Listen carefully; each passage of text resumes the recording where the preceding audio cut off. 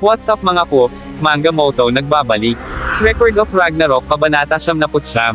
Sa pagsisimula ng kabanata, agad nating matutunghayan ang sentro ng arena, isang malawak at kahangahangang lugar ng sagupaan. Sa gitna nito ay nakatayo ang isang dambuhalang monitor at napakaraming screen na nagsisilbing mata ng lahat ng manunood. Dito ipinapakita ang mga mahahalagang anunsyo at ang mga eksena ng laban. Lahat ng naruroon, mula sa mga Diyos hanggang sa mga mortal, ay nakatuon ang pansin kay Heimdall, ang kinikilalang tagapagbalita ng laban, na kasalukuyang lumilipad sa ere sakay ng kanyang malaking ibon. Balot sa kasuotan na panlaban sa matinding lamig, mahigpit niyang hawak ang mikropono habang buong sigasig na inaanunsyo ang kasalukuyang estado ng labanan. Ang score? 5 para sa mga Diyos, 5 rin para sa sangkatauhan. Tabla ang laban. Malinaw at may diin ang kanyang tinig, na parang dagandong ng kulog sa buong arena. Ang sagupaan ay naging isang matinding bakbakan ng pagsulong at pag-urong, isang seesaw battle kung saan nakataya ang mismong kapalaran ng sangkatauhan. Wala nang higit sa 3 round ang natitira, at ngayon, ang lahat ay umaasa sa magiging resulta ng ika-11 round ng Ragnarok. Ito na ba ang pagbagsak ng sangkatauhan, o ang huling pagkakataon nitong lumaban para sa kaligtasan? Napuno ng matinding tensyon ang buong arena. Walang sino man, maging tao o Diyos, ang humihinga ng maluwag. Lahat ay nasa gilid ng kanilang mga upuan, nag-aabang kung sino ang mananaig sa labang ito.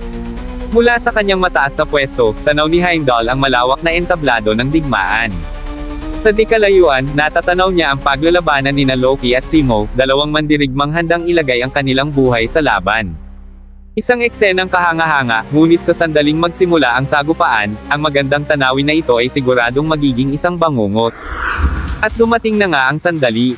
Pinakilala na ni Heimdall ang mandirigmang lalaban para sa sangkatauhan, sa round 11. Mula sa di kalayuan, dahan-daang matatanaw ang isang figura, kasabay ng kanyang alagang aso. Habang naglalakad sila papalapit sa arena, ang matatalas na mata ng aso ay tila napatingin kay Simo. Dito na inilahad ni Heimdall na sa taong 1939, ang Winter War. Ang hukbong Sobyet ay naglunsad ng pananakop sa Finland. Sa gitna ng matinding lamig at lumalagablab na labanan, isang tahimik ngunit matapang na magsasaka ang humawak ng kanyang rifle. Hindi siya isang ordinaryong sundalo, ngunit sa kanyang puso, ang kanyang lupa, ang kanyang bayan, ang kanyang Finland, ay isang bagay na kailangang ipaglaban hanggang sa huling bala. Iisa lamang siya, ngunit sa kanyang kamay, ang kanyang baril ay naging hatol ng kamatayan sa kanyang mga kaaway. Sa Ilog Kola, kasama lamang ang 30 sundalo, kanilang hinarap at tinalo ang 4,000 tropang Sobyet. Walang mintis ang kanyang bawat bala, bawat putok, isang buhay ang nawawala.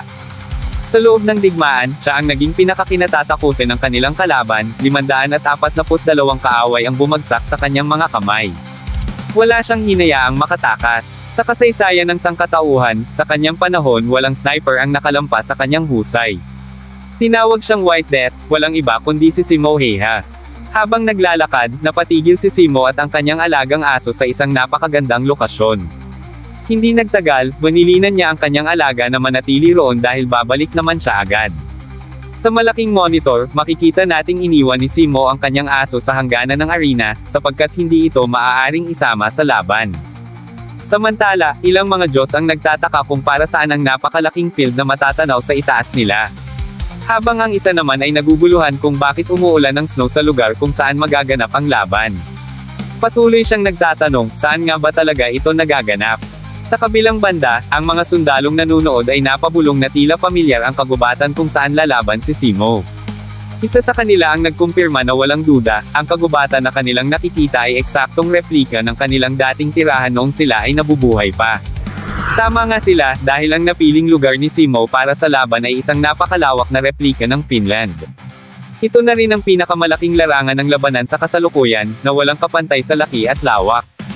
Sa panel na ito, kitang-kita ang napakalaking dome, na mistulang nagpapaliit sa Valhalla Arena sa tabi nito. Ayon kay Heimdall, ang entablado para sa round 11, ay magtatampok ng kauna-unahang open-air arena sa kasaysayan ng Ragnarok. Sa loob ng dome na ito, nabuo ang isang mundo na ganap na hiwalay at ligtas mula sa anumang impluwensya ng labas. Sa madaling sabi, walang sino mang makakapasok o makakalabas sa loob ng dome. Kahit ang matinding klima, tulad ng bagyo, ulan, at nyebe, ay nilikha sa loob ng arena gamit ang kapangyarihan ng mga Diyos. Ito ay isang lugar kung saan ang lahat ng elemento ng kalikasan, mula sa hangin, ulan, at araw, ay ganap na kontrolado upang magbigay ng isang kakaibang karanasan sa mga manunood at mandirigma. Ang katibayan ng paliwanag ni Heimdall ay ipinakita sa pamamagitan ng malinaw na pagkakaiba ng panahon, habang umuulan ng snow sa loob ng dome, maaraw naman sa labas nito.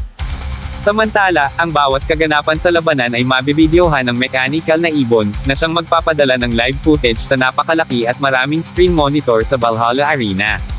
Upang masigurong maririnig naman ang bawat tunog ng laban, nag-install din sila ng high-precision microphone sa mga hayop na naroroon. Dahil dito, ang bawat eksena ay mapapanood at mapapakinggan ng buo na parang nasa sinehan ang dating. Samantala, isang napakagandang musika ang maririnig mula sa isang cabin, hudyat ng opisyal na pagpapakilala ni Heimdall sa susunod na Diyos na lalaban. Agad na nakilala ng mga manunood ang tugtugin, ang Ride of the Valkyries ni Richard Wagner, isang obra maestra na kilalang kilala sa buong mundo. Sa pagpapatuloy ng anunsyo, ipinahayag ni Heimdall. Narito ang pinakamasama at pinakatusong Diyos sa buong Norse pantheon, ang mandiraya ng mga Diyos, ang manunukso, ang traidor. Sa bawat kilos niya, kasinungalingan ang kanyang sandata, at pagkawasak ang kanyang hatid. Ang nais niya ay kaguluhan, at ang kanyang dulot ay ang pagkawasak ng mundo. Habang pinatutugtog ang musika, napasayaw si Loki na para bang wala ng bukas. At sa wakas, ayon kay Heimdall, ang mailap at misteryosong payaso ng hukuman ay inalis na ang kanyang belo at nagpakita na sa harap ng lahat. Narito na ang hari ng panlilinlang, ang pinakamapanlinlang at pinakakinatatakutan sa kalangitan, si Loki. Napansin ni Aphrodite ang mapang-akit na sayaw ni Loki at labis niya itong nagustuhan. Sa kabilang banda, si Shiva ay diretsahang nagpahayag ng kanyang pagkadismaya, hindi niya nagustuhan ang ipinakitang sayaw ng Diyos ng panlilinlang. Samantala, si Brunhilde ay hindi inalis ang kanyang tingin sa nakangiting si Loki, worry inaaral ang bawat galaw nito.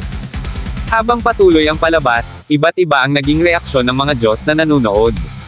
May ilan na natuwa sa pagpapakita ni Loki, samantalang ang iba naman ay nakaramdam ng kakaibang kilabot sa kanyang presensya. Isa pang Diyos ang napaisip, ano kaya ang naghihintay na kapalaran sa taong makakatapat ng God of Mischief? Para kay Forsyth, ang Diyos ng kapayapaan, kung sakaling makikipaglaban si Loki, tiyak na may malaking kapahamakan na maaaring maganap, isang nakakatakot na posibilidad na hindi niya gustong isipin. Samantala, si Ares ay nagtanong sa kanyang sarili, ano kaya ang plano ni Loki? Alam niyang malakas ang kalaban sa napili nitong arena, ngunit batid niyang hindi basta-basta si Loki pagdating sa estratehiya. Sa opinyon ni Hermes, dahil sa matagal na niyang pagkakakilala kay Loki, sigurado siyang may layunin ito sa laban. Iba naman ang pananaw ni Ares, para sa kanya, hindi mahuhulaan ang susunod na galaw ng God of Mischief, isang pahayag na sinang-ayunan mismo ng kanilang ama, si Zeus.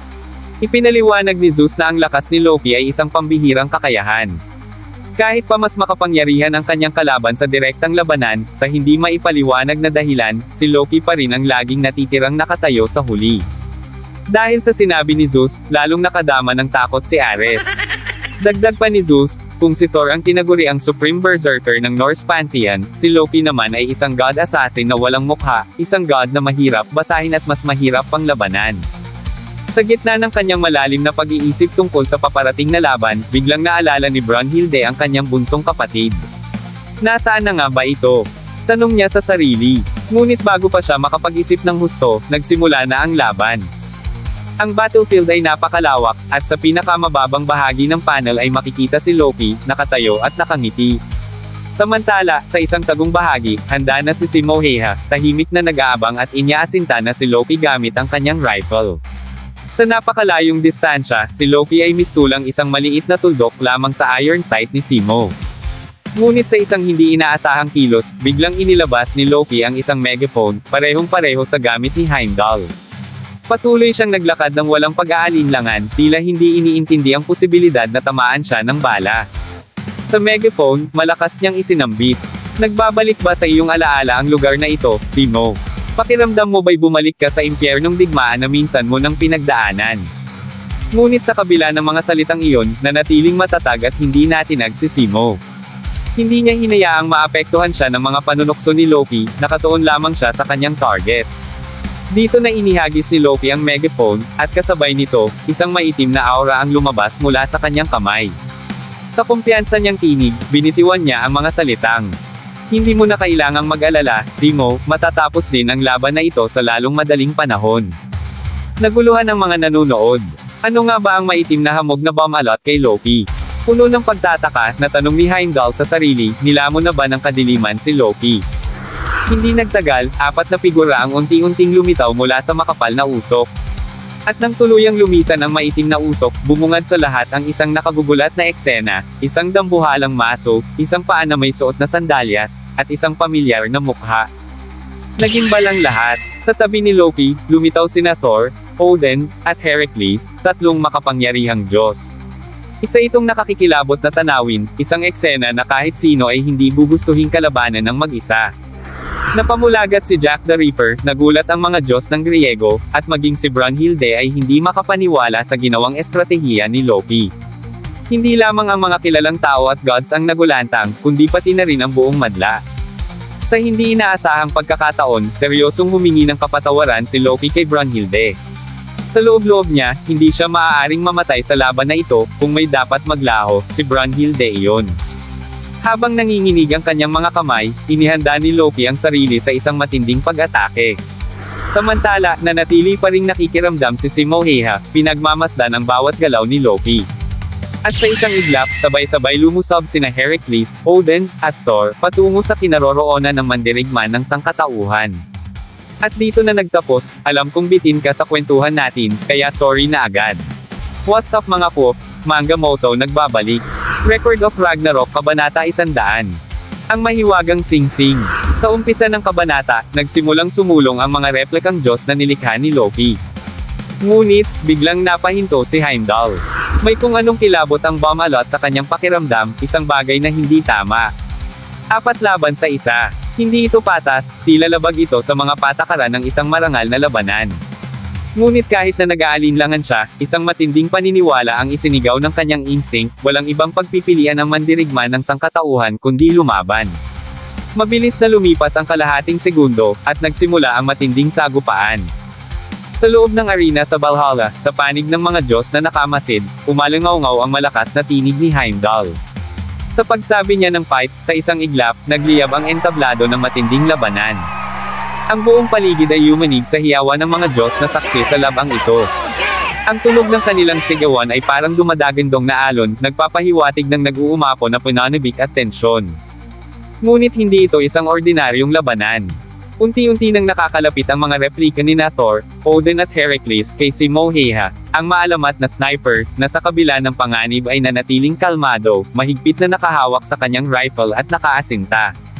Hindi niya inaalis ang kanyang focus sa papalapit na mga replikang Diyos. Habang tumataas ang tensyon sa arena, isang nakakagulat na reaksyon ang lumitaw mula sa mga tagamasid. Napasigaw si Aphrodite sa gulat, at sa kanyang kilabot ay hindi inaasahang tumalbog ang kanyang 2 bundok. Si Shiva naman ay napangisi, waring sanay na sa ganitong klaseng pandaraya. Mabilis na kumalat sa paligid ang mga bulungan ng mga manunood mula sa magkabilang panig, totoo ba daw ang kanilang nakikita? Isa na namang laro ba ito ng tusong si Loki? Walang tiyak na kasagutan, ngunit isang bagay ang sigurado, ang laban ay lalong tumitindi. Sa loob ng isang kagubatang nababalot ng nyebe, biglang sumalakay ang mga nilalang na likha ni Loki. Ang replikang Thor ay buong lakas na iwinasiwas ang kanyang dambuhalang maso, nagpakawala ng isang matinding hampas na lumikha ng nakakabinging shockwave. Nagbagsakan ang mga punong nasa paligid, waring hinawi ng isang hindi mapipigilang puwersa ng kalikasan. Kasunod nito, si Heracles ay walang awang ihinampas ang kanyang sandata, bawat pag-atake ay nag-iiwan ng matinding pagkawasak. Ito ba'y ilusyon lamang? O tunay na banta? Wala pang nakakaalam. Sa kabilang panig, si Ares na nakatingin mula sa malaking screen ay hindi napigil ang maluhan nang makita ang namayapan niyang kaibigang si Heracles, kahit na ito'y isa na lamang replika. Para sa kanya, kahit panandalian lang, muli niyang nasilayan ang isang mahalagang kaibigan. Samantala, sina Locke at Jack ay mahigpit na nakatutok sa kanilang telebisyon, at hindi makapaniwala ang Valkyrie sa kawalan ng patas na laban. Ngunit si Jack, sa galit at pagkadismaya, ay naglabas ng matinding aura, tila gusto niyang lumahok sa laban upang tapusin ang pandaraya ni Loki. Samantala, bumalik ang atensyon sa nagaganap na labanan. Tinititigan ni Heimdall ang mga replikang gods na papalapit sa tinatagwan ni Simo. Tanong ni Heimdall sa sarili kung paano lalabanan ni Simoheha ang mga replikang Diyos na umaabante sa kanyang direksyon. Ngunit sa isang iglap, isang nakakagulat na pangyayari ang naganap, tila biglang naglaho si Simo sa kanyang dating pwesto. Napuno ng pagtataka ang mga tagapanood. Mabilis na ini-zoom ng kamera ang kinalalagyan ng anino sa di kalayuan, subalit isang kuneho lamang pala ang naroon. Wala na si Simo Heiha, nawala siya na parang bula, at walang nakakaalam kung saan siya muling makikita. Sa biglaang pagkawala ni Simo Heiha, agad na nasabi ni Heimdall na posibleng nagplano lamang itong magtago sa kagubatan, tulad ng isang sniper na naghahanda ng isang solong nakamamatay na pag-atake. Tulad ng inaasahan ni Loki, ang kanyang kalaban ay kinikilala bilang pinakamahusay na sniper sa kasaysayan ng sangkatauhan. Dahil dito, naging malaking hamon kay Loki ang matunten si Simo, lalo na tila bihasa ito sa pagtatago. Patuloy siyang nagmamasid sa paligid habang iniisip ang pinaka-epektibong paraan upang mahanap ang kanyang kalaban. Tila nawala ng pasensya si Loki sa kanyang paghahanap at nagdesisyong gumamit ng ibang estratehiya. Mula sa kanyang likuran, may kinuha siyang isang singsing. Sa panel na ito, makikita na hawak ni Loki ang Ring of Proliferation and Barinot, na may kakaibang kapangyarihang magparami ng kanyang mga nilikha.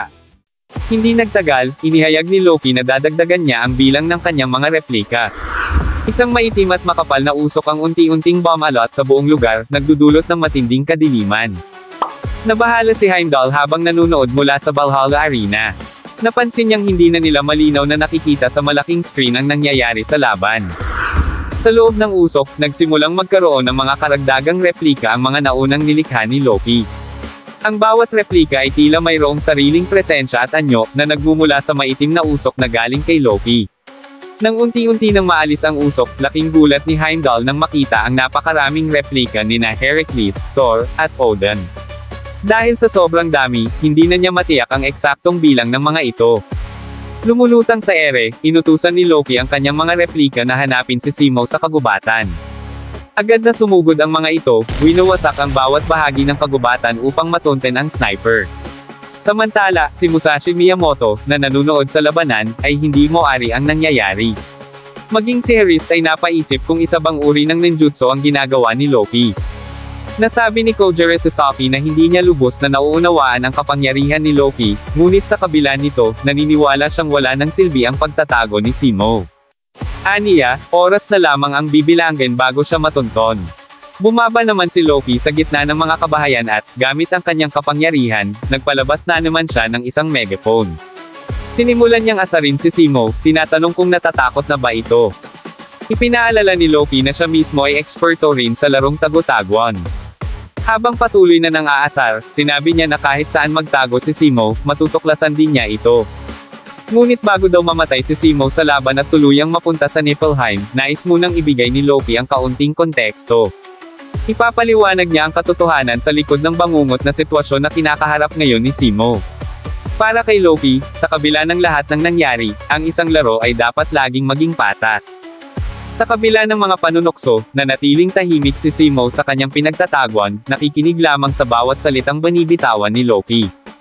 Sa puntong ito, isiniwalat ni Loki ang kanyang kapangyarihan, ang Ring of the Jester Heimskringla, na nagbibigay sa kanya ng kakayahang kopyahin ang anumang bagay, tao, o Diyos na nahawakan niya. Ipinakita ni Loki ang proseso ng pagkopya gamit ang isang squirrel na hinawakan niya. Gamit ang The Sealed One at Seed of Trickery, mabilis niyang nagawa ang replika ng squirrel. Ipinaliwanag niya na ang singsing na kanyang suot, ang Proliferation and Barinot, ang nagbibigay daan upang makagawa siya ng walang limitasyong bilang ng replika. Labis na nagulat ang mga manunood sa Valhalla Arena at inakusahan siyang nandaraya. Subalit, ayon kay Loki, ang laki ng kagubatan ay hindi lamang pabor kay Simo, kundi pati na rin sa kanya, dahil magagamit niya ang kanyang mga replika upang atakihin ito mula sa lahat ng direksyon. Sa huli, dinagdag pa ni Loki ang isang kahinaan ng kanyang kapangyarihan, habang dumarami ang mga kopya, nahahati naman ang kanyang lakas sa bawat isa. Gayunpaman, binabaliwala ito ni Loki, iniisip na hindi na kailangan pang mag-alala sa isang mahinang tao tulad ni Simo. Sa panel na iyon, makikita ang mga reaksyon ni Jack at Locke na napamulagat sa revelasyon ni Loki. Samantala, si Simo Heiha, tahimik ngunit alerto, ay tila naghihintay ng tamang pagkakataon upang magpaputok. Malinaw na narinig ng lahat ng mga manunood sa Valhalla Arena ang bawat salitang binitiwan ni Loki, maging sila man ay mga tao o Diyos. Ang kanyang tinig ay umalangaw-ngaw sa buong paligid, at walang sino man ang nakaligtas sa kanyang pagsisiwalat. Hirit pa ni Loki, kahit na inamin niya ang kanyang kahinaan, sinabi niyang ayos lang iyon dahil papatayin lang naman niya si Zemo, na para sa kanya ay isa lamang mahina at hamak na tao. Dagdag pa rito, ipinahayag niya na wala dapat ipag-alala, kaya't malinaw na minamaliit niya ng todo ang kakayahan ng mandirigma ng sangkatauhan. Sa madaling sabi, ipinapakita ni Loki ang labis na pagmamataas at kawalan ng respeto sa kalaban niya. Nahintakutan si Ares sa ginawa ni Loki nang bigla nitong isiwalat ang kanyang kahinaan. Ngunit habang naguguluhan si Ares, nag-isip naman si Hermes kung talagang nagawa iyon ni Loki nang hindi sinasadya. Alam niyang hindi katulad ni Ares si Loki, hindi ito basta-basta magpapahamak ng sarili sa isang labanan. Natawa si Zeus at sumang-ayon kay Hermes. Hindi si Loki ang tipong gagawa ng isang napakapabayang pagkakamali. Sigurado siya na may mas malalim na dahilan si Loki sa pagsisiwalat ng kanyang kahinaan. Dagdag pa ni Hermes, dahil hinayaan ni Loki na malaman ni Zemo ang kahinaan niya, maaaring bahagi ito ng isang mas malaking estratehiya. Hindi na niya naituloy ang kanyang paliwanag, sapagkat nasabi na rin ni Ares ang parehong obserbasyon na kanina lamang ay tinuran ni Zeus at Hermes, tila ba pareho silang may parehong hinala. Hindi na sumagot sina Zeus at Hermes, at sa halip, umupo na lamang ng mag-isa si Ares, tahimik at nag-iisip. Tama ang kanilang hinala, may kasinungalingang nakapaloob sa paliwanag ni Loki tungkol sa kanyang kapangyarihan. Totoo na kaya niyang mag-input at output ng kapangyarihan, at na humihina ang kakayahan ng isang kinopyang individual habang dumarami ang mga to. Ngunit ang hindi niya binanggit ay hindi automatikong nagdi-distribute ang kapangyarihan, si Loki mismo ang may control kung paano niya ito ipapamahagi. Dahil dito, hindi pantay-pantay ang lakas ng mga nilikhang kopya. May kakayahan si Loki na piliing palakasin ang isang kopya ng higit sa iba, depende sa kanyang kagustuhan.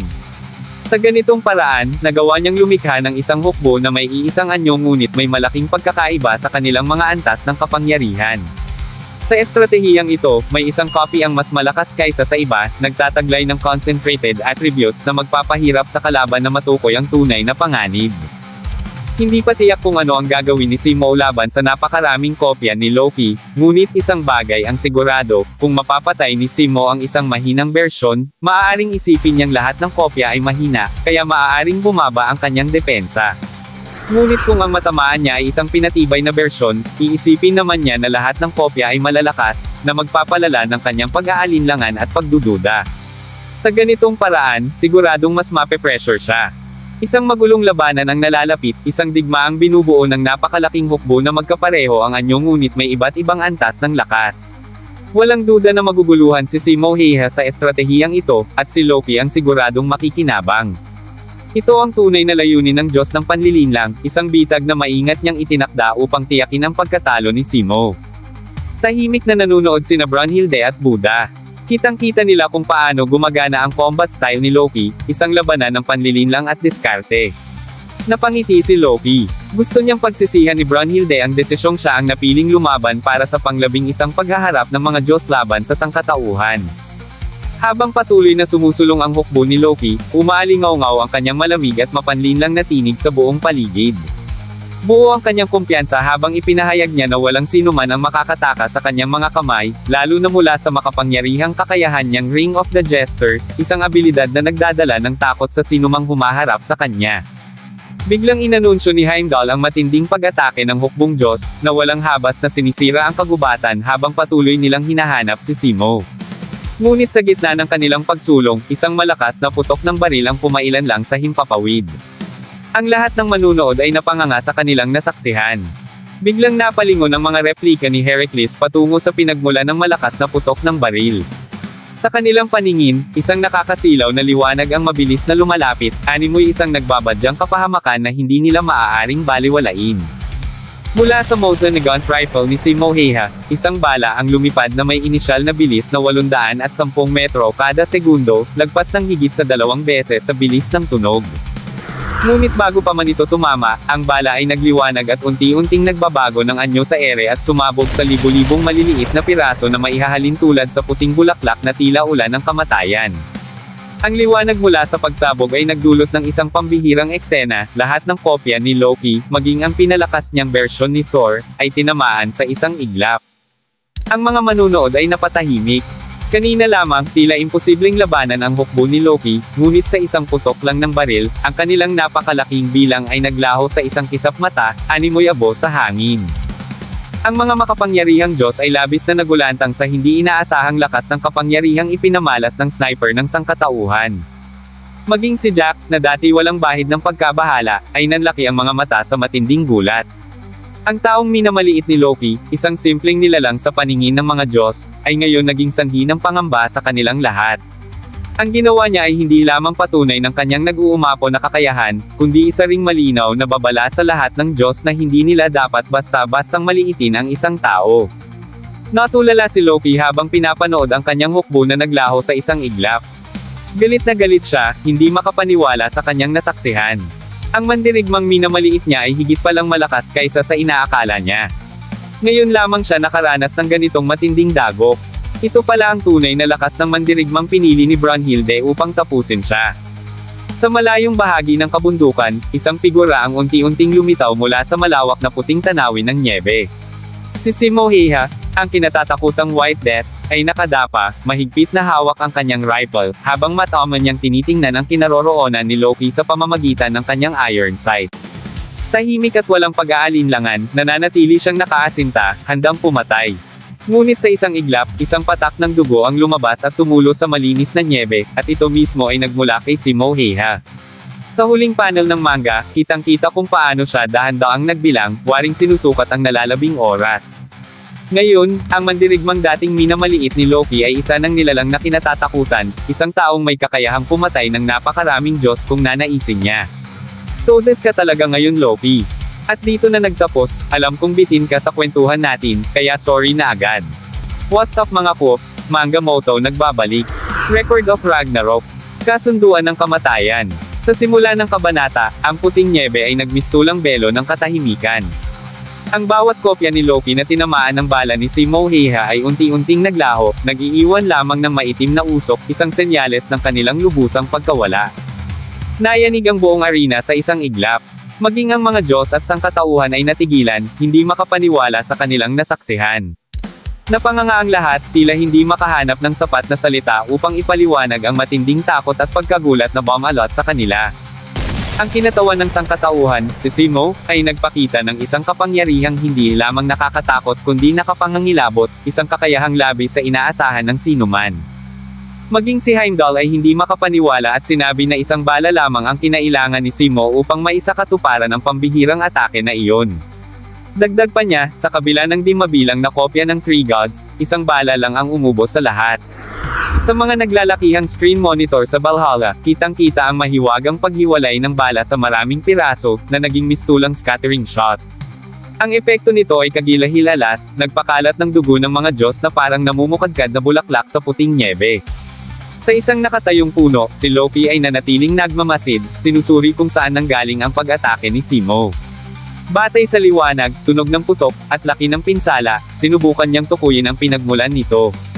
Subalit nang matunten niya ang posibleng tagwa ng sniper, wala na roon si Simo. Maging si Heimdall ay may ideya kung saan maaaring nagmula ang pag-atake, ngunit labis siyang nagulat nang matuklasang wala na roon si Simo. Kahit pa napakaraming kamera ang kanilang gamit, hindi nila mahuli ang kilos ng maalamat na sniper. Ang kapal ng nyebe ay lalong naitatago ang kanyang mga bakas, na lalong nagpagulo sa isipan ng mga nanunood. Biglang sumiklab ang hiyawan ng mga tao, na bumibilib sa kakayahan ng pinakadakilang sniper sa kasaysayan ng sangkatauhan. Kahit napakarami ng kanyang kalaban, hindi ito naging hadlang sa kanyang husay at katapangan. Samantala, masayang nanunood sina Locke at Jack. Napansin ni Locke na tila pare-pareho lamang ang mga kopya ni Loki na lumabas sa labanan, at sinangayunan ito ni Jack. Walang pagkakaiba ang mga kopya at ang naunang tatlo, pero, napapaisip na wika ni Jack. Ano ang ibig mong sabihin? Tanong ni Locke. Tugon ni Jack, dahil daw ito sa bala ni Simo. Isang bala lang ang ginamit niya, pero naghiwa-hiwalay ito, kaya parang naging backshot. Talagang nabalot ng takot si Jack sa hindi inaasahang kakayahan ni Simo. Hindi niya inakala na taglay nito ang isang kapangyarihang hindi lamang napakalakas kundi lubhang mapaminsala, isang puwersang kayang lumipol ng kahit sino sa isang iglap. Nagpanting ang tenga ni Locke. Ano ang ibig mong sabihin ng backshot? Ayoko ng mga salitang hindi ko naiintindihan. Ipinaliwanag ni Jack, ang isang regular na bala ay tinatawag na point. Kapag ginamit sa baril, isang punto lang ang tatamaan nito, ngunit may mataas itong piercing power at may long range. Sa kabilang banda, ang buckshot ay umaatake sa isang malawak na lugar. Maraming maliliit na projectiles ang lumalabas ng sabay-sabay, kaya malawak ang pinsala, pero mababa ang piercing power at mas maikli ang range. Iyon ang dahilan kung bakit hindi ito ginagamit sa sniping. Ngunit, patuloy ni Jack, ang ataking pinakawalan ni Simo ay wala sa normal na saklaw ng isang buckshot. Ang kanyang range, penetrating ability, at accuracy ay hindi pangkaraniwan. Hindi ito isang simpleng trick. Marahil, may espesyal na kapangyarihan sa likod ng bala niyang iyon. Ano kaya ang emosyon na bumabalot sa bawat putok ng baril ni Simo? Tanong ni Jack sa sarili. Samantala, sa hanay ng mga Diyos, galit na galit si Ares habang nanunood kasama sina Hermes at Zeus. Hindi niya matanggap ang nasaksihan, kahit kopya lang ang mga napatay, hindi niya gusto ang ideya na muling makita si Heracles na nadurog, at sa pagkakataong ito, isang baril ang naging dahilan. Binibigyang diin ni Ares na ang mga sandatang likha ng sangkatauhan, tulad ng mga baril, rocket, at granada, ay hindi dapat kayang saktan ang katawan ng isang Diyos. Gayunpaman, nagtatanong siya, kung ang mga sandatang ito ay gagamitin laban sa mga nilikha ni Loki, na bagamat mga kopya lamang ng mga Diyos, maaari kayang tablan ang mga ito ng ordinaryong bala. Dahil gulong-gulo, biglang hinaglot ni Ares ang kapatid at mabilis na niyugyog. Sabay tanong kung anong opinyon nito.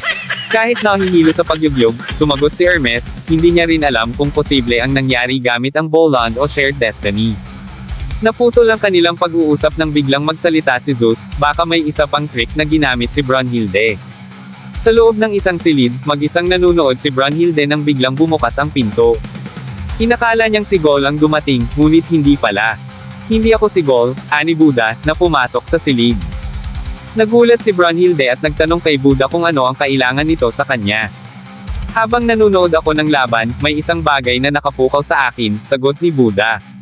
Nakakatakot si Simo. Anong opinyon mo tungkol dito, Brunhilde? Tanong niya. Sinimulan niyang ipaliwanag ang konsepto ng shared destiny. Ang teknik na itinuro ko sa iyo ay nagpapahintulot na pagsamahin ang lakas ng tao at Valkyrie sa pamamagitan ng kanilang mga kaluluwa. Ang katawan ng tao at ang sandatang ipinagkaloob ng Valkyrie sa pamamagitan ng Voland ay mas epektibo laban sa mga Diyos. Ngunit kahit anong paraan ang ginamit ni Simo, imposible na ang kanyang bala, na tila mas malakas pa sa karaniwan, ay may ganitong epekto. Napatigil si Buddha. Kung tama ang hinala ko, si Simo ang lumikha ng sarili niyang espesyal na mga bala. Tama ba ako, Brunhilde? Natahimik lamang ang Valkyrie, saka sinabi na wala siyang kinalaman sa ginawa ng veteranong sniper. Gayunpaman, ipinahayag niya na ang ginamit nitong kapangyarihan ay tinatawag na price to pay. Ano ang ibig mong sabihin? Nagtatakang tanong ni Buddha.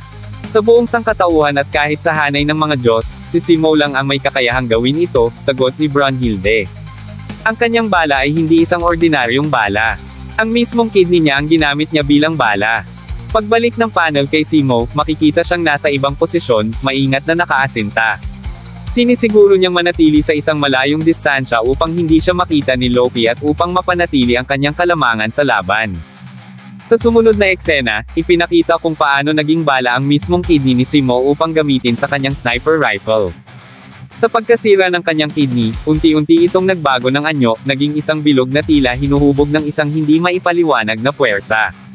Dahan-dahan itong umahan paitaas, papunta mismo sa baril ni Simo. Sa sandaling iyon, nagliwanag ito ng matindi, at hindi nagtagal, tuluyan itong naging bala ng kanyang baril. Ito ang tinatawag na Reaper's Contract, paliwanag ni Brunhilde. Dahil sa Voland na ito, siya mismo ang lumilikha ng kanyang pinakamalakas na bala. Ngunit may kabayaran ito, ang bawat putok ay may katumbas na bahagi ng kanyang katawan. Nagulantang si Buddha sa kanyang narinig. Hindi siya makapaniwala na ang kapalit ng isang bala ay isang organ. Naiintindihan niya na dahil bahagi ng katawan ni Simo ang bala, nagkaroon ito ng epekto sa mga Diyos. Ngunit hindi niya lubos maisip kung bakit niya kailangang lumaban sa ganitong paraan. Anong klaseng buhay ang pinagdaanan niya upang gawin ito? Tanong ni Buddha kay Brunhilde. Dito na ipapaliwanag ni Brunhilde na si Simo ay naging isang bayani ng digmaan, isang war hero, matapos niyang mapuksa ang maraming kalaban. Gayunpaman, sa kabila ng kanyang husay sa pakikidigma at ang layunin niyang ipagtanggol ang kanyang bayan, batid niyang ang bawat putok ng kanyang baril ay may katumbas na isang buhay. Ang bawat pagkitil ay isang bigat na kailangang pasanin, isang sakit na hindi madaling dalhin. Pagpapatuloy ng Valkyrie, ang kakayahang taglay ni Simo Häyhä ay hindi lamang bunga ng kanyang husay sa pakikidigma kundi ng matinding sakit na unti-unting sumisira sa kanyang katawan at kaluluwa. Isang sakit na hindi lamang pisikal, kundi emosyonal at espiritual, at iyon ang tinatawag na pagsisisi. Ngayon, sa wakas ay nauunawaan natin ang bigat ng pasanin na dinadala ng pinakamahusay na sniper ng sangkatauhan. Ang sakit na iyon, ang malupit na alaala ng mga buhay na kinitil niya sa digmaan, ang siyang nagtutulak sa kanya upang patuloy na lumaban. Ang matinding determinasyon ng veteranong sniper na ito sa laban, ang pusong handang magsakripisyo, ay tatatak sa alaala ng mga pumanaw na sundalo na ngayon ay saksi sa kanyang laban sa kalangitan. Hindi na lamang para sa bayan ang kanyang ipinaglalaban ngayon, kundi para na ito sa buong sangkatauhan. Bilang isang sundalo, ipinapakita niya na, patay kung patay to, hindi niya isusuko ang laban para sa pag-asa ng mundo. Sa sumunod na panel, muling ipinakita ang paggamit ni Simo ng Reaper's Contract. Sa pagkakataong ito, ang kanyang atay naman ang isinakripisyo upang lumikha ng panibagong bala para sa kanyang baril. Sa bawat sandali ng matinding sakit na kanyang nararamdaman, hindi niya ito tinitingnan bilang isang hadlang, bagkus, ito mismo ang nagiging daan patungo sa kanyang kapayapaan sa sarili. At dito na nagtapos, alam kong bitin ka sa kwentuhan natin, kaya sorry na agad. What's up mga Koops, Manga Moto nagbabalik. Record of Ragnarok Kabanata 102. The Miracle of Kala. Magsisimula ang kabanata sa taong Disyembre taong 1939 sa lawa ng Ladoga, Timog Finland. Sa gitna ng malalakas na hangin ng taglamig at nagngangalit na sigaw ng digmaan, isinilang ang isang alamat na hanggang ngayon ay inukit sa mga pahina ng kasaysayan, ang Himala ng Kola. Isang kwento ng kabayanihan, hindi ng isang hukbo, kundi ng isang normal na tao lamang. Siya ang tinaguriang White Death, si Simo Häyhä. Ika-30 ng Nobyembre taong 1939. Biglaan at walang babala, sinalakay ng Unyong Sobyet ang Finland. Nagpadala sila ng mahigit 1 milyong sundalo na may layuning durugin ang maliit na bansa sa Hilaga. 4 na pangunahing ruta ang kanilang dinaanan, bawat isa ay naglalaman ng napakalaking puwersa. Sa kabila ng nakakatakot na bilang ng mga kaaway, ang hukbo ng Finland ay nakalikom lamang ng 235,000 katao, karamihan ay mga magsasaka at mangangaso. Sila'y walang sapat na armas, at halos lahat ay mga voluntaryo lamang na handang ipagtanggol ang kanilang tahanan. Para bang isang alamat na imposible ang magaganap na laban, ngunit ito ang naging simula ng kilalang Winter War. Sa Kola River Defense Line. Sa gitna ng yelo at nyebe, nanlamig ang mga sundalong Finnish nang makita nila ang nagmamarchang libu-libong sundalong Sobyet. Sa kanilang isipan, paano nila magagawang labanan ang 4,000 kaaway gamit lamang ang 30 tao. Tila oras na lamang ang binibilang bago tuluyang bumagsak ang kanilang depensa. Subalit, sa gitna ng takot at kawalan ng pag-asa, tumayo ang isang sundalong Finnish na tila walang takot sa kamatayan. Si Simo Häyhä, simpleng tao, ngunit napakalaki ng puso. Nang makita niyang papalapit ang mga Sobyet, inabot niya ang kanyang rifle at pumwesto. Walang salita, walang pag-aatubili. Ang unang bala niya'y tumama sa ulo ng isang Sobyet. Ang katahimikan ng battlefield ay napalitan ng sigawan at kaguluhan. Ang laban ng pinapangambahan ay nagsimula na. Sa loob lamang ng ilang oras, nag-iba ang takbo ng digmaan. Isa-isang nagtumbahan ang mga Sobyet, ang bawat putok ng rifle ni Simo ay eksaktong tumatama sa ulo ng kaaway. Hindi makapaniwala ang magkabilang panig. Paanong ang isang tao ay kayang pabagsakin ang ganitong karaming sundalo? Hindi nila alam na nakaharap nila ang isa sa pinakamagaling na sniper sa kasaysayan. 134 na kaaway ang agad na namatay, at patuloy pa itong dumami. Ang malamig na kagubatan ng Finland ay naging libingan ng mga Sobyet, lahat ito dahil sa walang takot na depensa ni Simo at ng kanyang kasamahan. Sa gitna ng isang mundo kung saan ang temperatura ay bumabagsak hanggang -40°C, hawak ni Simo Häyhä ang kanyang rifle. Maingat niyang kinasa ang sandata, nilagyan ng bala, at sinipat ang kalaban gamit ang iron sight ng kanyang rifle. Ang Sobyet, na nakauniforme ng kakaibang kulay, ay hindi makapaniwala. Sa kanilang palagay, imposibleng may tumama sa kanila mula sa ganoong kalayong distansya, 500 metro ang layo ng Finnish defenders. Pero heto sila, isa-isang bumabagsak. Ang sundalong Sobyet na nagtataka pa kanina ay siya na ngayong nakahandusay, tinamaan sa ulo. Siya ang ika-138 na biktima ni Simo mula sa ganong kalayong distansya. Sa puntong ito, kumalat na ang takot sa hanay ng mga Sobyet. Parang hatol ng kamatayan ang White Death sa kanila, kumikitil ng buhay gamit lamang ang isang rifle na walang scope. Nang maramdaman nila ang sunod-sunod na pagkawala ng kanilang mga kasama, mahigit 3,000 Sobyet ang napaatras. Samantala, ang mga kasamahan ni Simo ay hindi rin makapaniwala sa kanilang nasaksihan. Ang depensang binubuo lamang ng 30 sundalo sa Ilog Kala ay matagumpay na nahadlangan ang isang buong dibisyon ng Sobyet na may higit 3,000 na lang na tropa. Nagdiwang ang mga Finnish soldiers, sumisigaw ng pangalan ni Simo bilang pasasalamat at paggalang. Parang himala ang naganap, at para sa kanila, si Simo ang naging pangunahing dahilan ng kanilang tagumpay. Sa gabi, habang nagkakape at nagkukwentuhan ang mga sundalo, ramdam ang gaan ng kanilang mga puso. Sa wakas, nairaos nila ang Pasko kahit nasa gitna ng digmaan. Isang sugatang sundalo ang nagsabi, kung wala si Simo, sigurado, patay na sila. Tumawa ang ilan nang banggitin ang mga di makapaniwalang kwento tungkol kay Simo, ang pag-asinta niya sa napakalayong distansya ng walang scope ay imposible daw para sa isang tao. May nagsabing, kailangan ng 100 subok bago makatama sa ganon kalayo.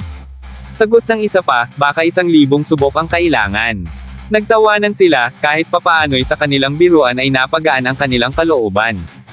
Pero sa gitna ng mga kwento at tawanan, lumabas ang mas malalalim na damdamin. Isang sundalo ang nagsabing gusto na niyang makauwi sa kanyang pamilya. Ang isa pa, nangangarap lamang ng mainit na sopas mula sa kanyang ina. Ngunit lahat sila, kahit ano pa ang dahilan, ay nagkaisa, basta kasama nila si Simo, may pag-asa silang makauwi ng buhay. Taas noo para sa ating inang bayan. Kasama si Simo, tiyak ang tagumpay. Sigaw ng isa, na sinundan ng malakas na hiyawan mula sa grupo.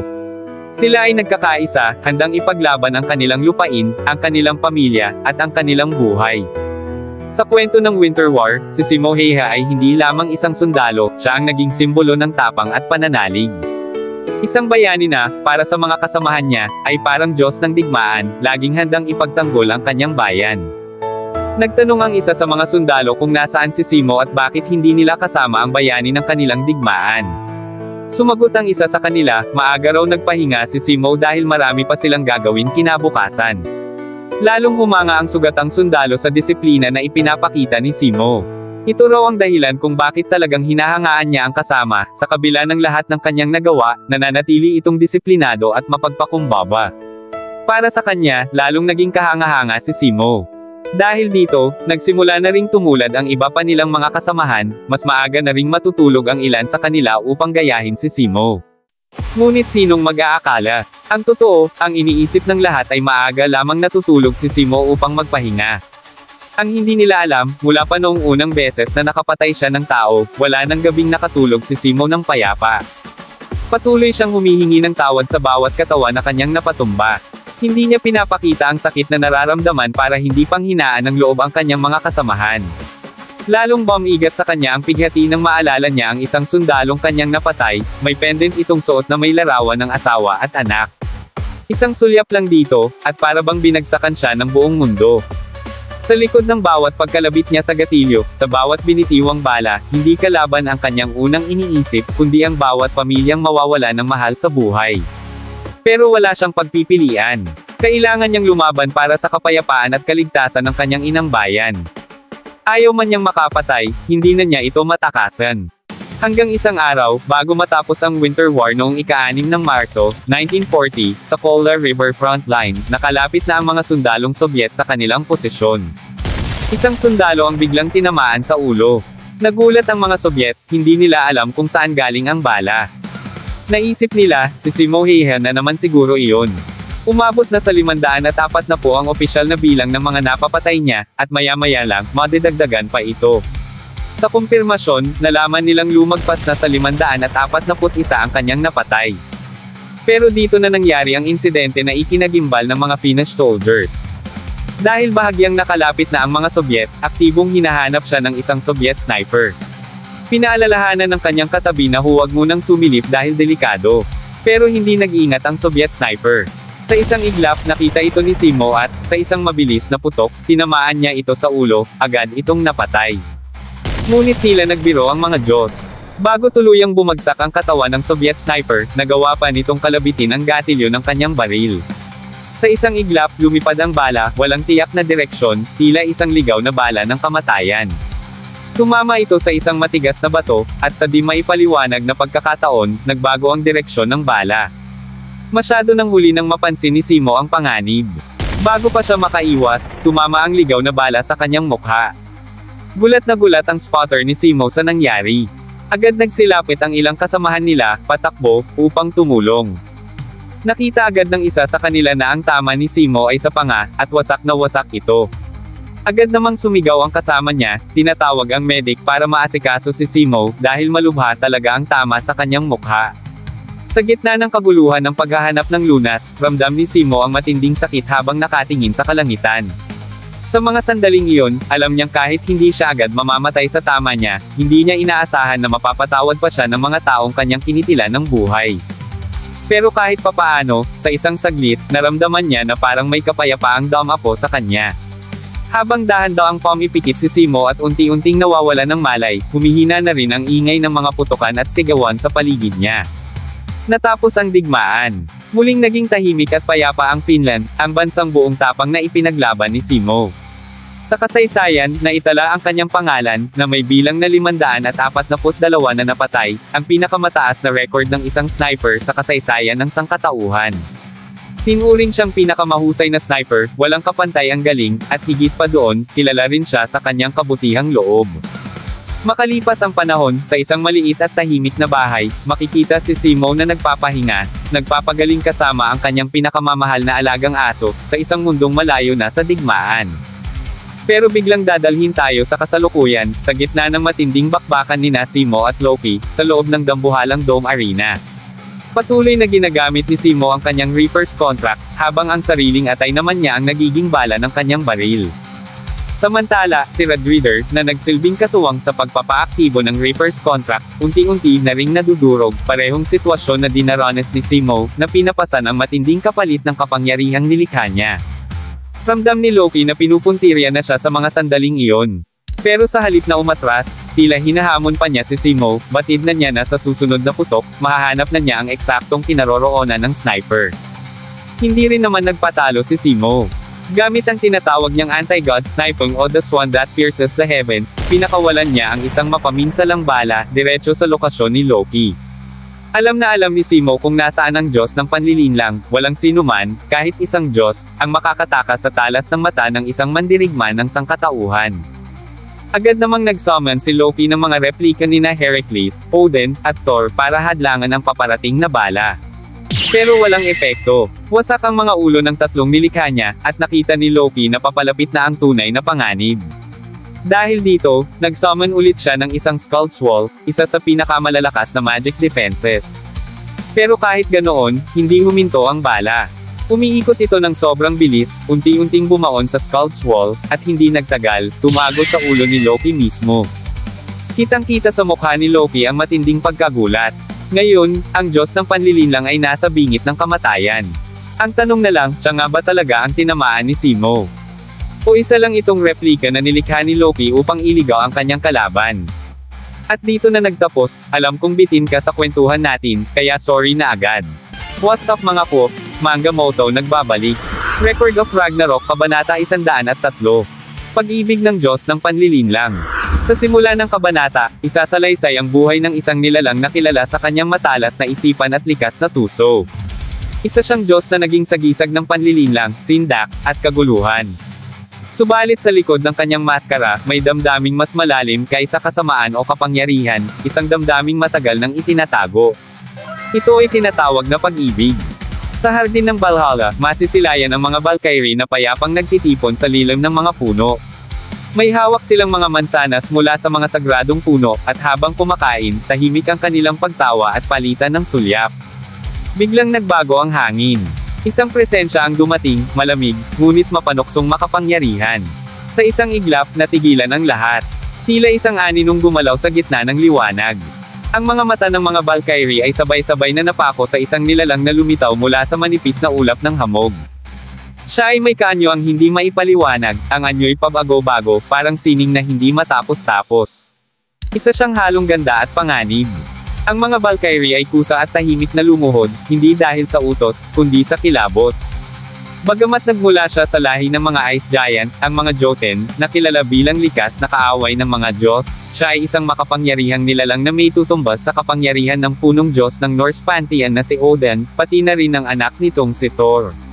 Sa impormasyong ito pa lamang ay siguradong kikilabutan ka na sa kanya, walang duda. Isang Valkyrie ang napalingon, damaang nakakikilabot na presensya ni Lord Loki. Agad siyang binalaan ng katabi, tila paalala na huwag magpahayag ng ganoong damdamin. Isa lang ang malinaw, kapag narinig siya ni Lord Loki at ito'y nagalit, tiyak ang kanyang kamatayan. Ikinwento rin ng katabi na minsan nang pinuksa ni Lord Loki ang isang Ice Giant at sinunog ang puso nito. Walang bakas ng awa sa kanyang mga mata, kahit sa sariling kalahi. Isa siyang Diyos na hindi natitinag ng habag. Ayon sa narrator, si Loki ang pinakakinatatakutan at iniiwasan sa buong Norse realm. Isang matibay na katotohanan ito, dahil kahit naroon sina Thor at Odin, si Loki pa rin ang kinikilala bilang pinakanakapangangilabot. Wala nang debate, tapos na ang usapan. Samantala, sa kabilang bahagi ng kagubatan sa Valhalla, masayang naglalaro sina Hrist, Thrud, Hope, at Brunhilde. Malinaw ang kasiyahan sa mga magkakapatid na worry walang iniintinding problema. Sa bawat kilos ni Locke, makikita ang kanyang kapilyuhan, tanda ng isang bunsong kapatid na ayaw matalo sa laro. Nakangiti lamang sina Hrist at Thrud habang sinasabi na si Locke ang nagsimula ng batuhan ng prutas. Sa dinami-dami ng pwedeng kalaro, bakit nga ba kasi si Thrud pa, na maskulada at Hrist, na war freak ang pinili niya? Samantala, naitanong ni Randris kina Regenleaf at Gandalf kung sa tingin nila ay magiging ayos lang si Locke sa larong batuhan. Wala namang pakialam si Regenleaf, habang si Gandalf, na tila alam na ang kahihinatnan ng laro, ay piniling manahimik at nagpatuloy sa pagbabasa ng kanyang paboritong libro. Napadaan si Loki sa lugar kung saan naroon sina Brunhilde at ang kanyang mga kapatid. Saglit niya silang sinulyapan, pero agad ding nagpatuloy sa paglalakad. Habang lumalala ang laro, dahil nalulugi na si Locke, inilabas na niya ang kanyang 100% kulit, at tinamaan pa si Brunhilde sa mukha gamit ang mansanas. Kitang-kita ang tuwa ni Locke sa kalokohan niya, halatang sobra ang saya. Pero may kung anong kinukuha si Brunhilde sa ilalim ng puno, at ang pambawi niya, isang malaking pakwan. Lagot ka ngayon Locke, kung tamaan ka niyan, baka tulog ka agad sigurado. Gulat na gulat ang mga kapatid, lalo na si Locke. Nasambit pa ni Thrud na parang sobra naman ang pambato ng ate nila. Malakas ang hagis ni Brunhilde. Agad namang nakaiwas si Hrist, habang si Locke ay napatalon kay Thrud para makaligtas. Dahil sa sabayang pag-iwas, tuloy-tuloy ang pakwan, patungo sa direksyong hindi inaasahan. At doon, sa di kalayuan, tahimik na naglalakad si Loki, walang kaalam-alam na may isang dambuhalang pakwan na paparating sa kanya. Napasigaw si Thrud para balaan si Lord Loki. Napatitig ito at nakita ang parating na pakwan, ngunit sa susunod na sandali, makikitang nakadikit na ito sa kanyang mukha. Napanganga ang magkakapatid, lahat ay hindi makapaniwala sa disgrasya nilang kinasangkutan. Ngunit, hindi pala siya tinamaan. Nasalo ni Loki ang pakwan gamit ang kanyang bibig na biglang nagbago, naging dambuhalang bunganga na puno ng matutulis na ngipin. Kinabahan sina Hrist, Randris, at Regenleaf. Sa dami-dami ng pwede nilang maistorbo, bakit si Loki pa? Mabilis na lumuhod si Brunhilde at humingi ng kapatawaran para sa hindi sinasadyang kasalanan. Kasunod nito, nagsiluhod at yumuko rin ang kanyang mga kapatid bilang tanda ng respeto kay Lord Loki. Ngunit isang malakas na pagmuya ang pumukaw sa kanilang atensyon, dahilan upang lalo silang kabahan at pagpawisan sa iniisip nilang kaparusahan. Nangakmang itaas ni Brunhilde ang kanyang ulo, nakita niya si Loki na abala sa pagkain ng isang malaking pakwan, ang laway nito'y kitang-kitang tumutulo habang patuloy sa pagmuya. Ilang saglit pa, mabilis niyang idinahak ang mga buto na parang machine gun, dahilan upang kahit papaano, bumaba konti ang tensyon sa paligid. Ngunit sa gitna ng alanganing sitwasyon, makikita ang panginginig sa katawan ni Brunhilde, at ilang saglit pa ay napansin ni Randris na may hindi magandang gagawin ang kanyang ate. Pinayuhan niya itong huwag ituloy ang iniisip, ngunit huli na ang lahat. Sa kabila ng seryoso at nakakikilabot na itsura ni Loki, hindi na napigilan ni Brunhilde ang humalakhak ng malakas. Ang dahilan, si Loki na mukhang squirrel habang walang habas na ngumunguya ng pakwan. Ngunit ang talagang nagpatawa ng husto kay Brunhilde ay ang kakaibang paraan ni Loki ng pagdahak ng mga buto ng pakwan, mabilis, halos parang machine gun. Ang eksenang iyon, na seryoso sanang tingnan, ay nagmistulang isang komedya para kay Brunhilde. Hindi niya napigilan ang malakas na tawa, lalo na't kitang-kita sa ekspresyon ni Loki ang kaseryosohan habang gumagawa ng ganoong kabaliw na bagay. Sa mga sandaling iyon, hindi na maalis ni Brunhilde ang tingin sa nakakatawang itsura ng Diyos. Nagulat si Loki sa hindi inaasahang reaksyon ng Valkyrie. Hindi niya maipaliwanag ang kanyang nararamdaman, samantalang si Locke, na siyang punot dulo ng kalokohan, ay nagsabing ito na ang katapusan nilang magkakapatid. Nang huminto si Brunhilde sa pagtawa, makikita sa kanyang mukha ang di maitangging kasiyahan. Ang kanyang mga mata ay nagniningning, at ang ngiti sa kanyang labi ay nagbigay diin sa kanyang likas na kagandahan. Ang simpleng ekspresyon na iyon ang nagpatulala kay Loki. Sa kanyang isipan, hindi niya lubos maunawaan kung paano mayroong hindi natakot sa kanya. Ang halakhak ni Brunhilde ay tila kakaibang musika, isang bagay na bihirang mangyari, lalo na para sa isang Diyos na tulad niya. Ang kanyang pagkalito ay nahaluan ng kakaibang damdamin na noon lamang niya naramdaman. Napansin ni Randgris ang biglang pagbabago sa ekspresyon ni Lord Loki at agad niyang sinaway si Brunhilde, na tila wala pa rin sa sarili matapos ang mga nasabi niya. Napalitan ng kaba ang dati masiglang mukha ni Brunhilde nang mapansin nilang nanginginig at pinagpapawisan ang kamao ni Loki. Inakala nilang may masama itong binabalak, ngunit sa halip na kumilos laban sa kanila, tumalikod lamang si Loki at tahimik na naglakad palayo. Bagamat nag-aalangan, tinawag siya ni Brunhilde upang humingi ng paumanhin sa nangyari. Sa kabila nito, nagawa pa rin ni Loki na sumagot ng mahinahon, sinasabing wala siyang sama ng loob sa nagawa sa kanya ni Brunhilde. Nakahinga ng maluwag ang magkakapatid, alam nilang muntik na silang mapahamak sa harap ng pinakakinatatakutang Diyos ng Norse Realm. Samantala, makikita si Loki na naglalakad palayo, tila litong-lito sa nararamdaman. Sa bawat hakbang, unti-unting lumilinaw sa kanya ang kakaibang emosyon na noon lamang niya naranasan. Pagdating sa hangganan ng Valhalla, bigla siyang tumalon, puno ng kagalakan, isang uri ng saya na bago para sa Diyos ng panlilinlang. Hindi niya maalis sa isipan ang ngiti ni Brunhilde, ang Valkyrie na tumangay sa kanyang puso. Mula ng araw na iyon, nagbago ang katauhan ni Loki. Ang dating kinatatakutan at iniiwasang Diyos ng panlilinlang ay unti-unting naging isang mapaglarong nilalang. Sa halip na maghasik ng takot, mas pinili niyang magpatawa at magdala ng saya sa paligid. Sa isang pagkakataon, habang tumatakbo si Loki, abala siya sa pang-aasar sa Diyos ng kapayapaan na pilit siyang hinahabol ngunit laging nauunahan. Sa kabila ng habulan, tila tuwang-tuwa si Loki sa kanyang ginagawa. Nang muling mag-cross ang kanilang landas ni Brunhilde, hindi napigilan ng Valkyrie ang mapatawa sa mga kalokohang pinaggagawa ni Loki. Sa sandaling iyon, muling natanong ni Loki ang ngiti ni Brunhilde, isang ngiti na tila bumihag sa kanya. Hindi niya mapigil ang mapuno ng saya ang kanyang puso. Sa isang pagpupulong ni Zeus at Odin, hindi rin nakaligtas si Ares, ang Diyos ng digmaan, sa kalokohan ni Loki. Ginamit niya ang isang razor upang ahitin ang buhok ni Ares, na nagresulta sa isang kalahating kalbo. Gigil na hinabol ni Ares si Loki, ngunit tulad ng inaasahan, hindi niya ito naabutan. Talagang walang ligtas sa kalokohan ng Diyos ng panlilinlang, kahit ang makapangyarihang Diyos ng digmaan ay napasuko sa kanyang kakulitan. Mula sa araw na iyon, ginamit ni Loki ang kanyang katusuhan upang maghatid ng kasiyahan. Kilala siya bilang isang mapaglarong manlilinlang, ngunit sa likod ng kanyang mga kalokohan ay may isang tahimik na layunin, ang makita ang ngiti ni Brunhilde at magdala ng saya sa kanyang araw-araw.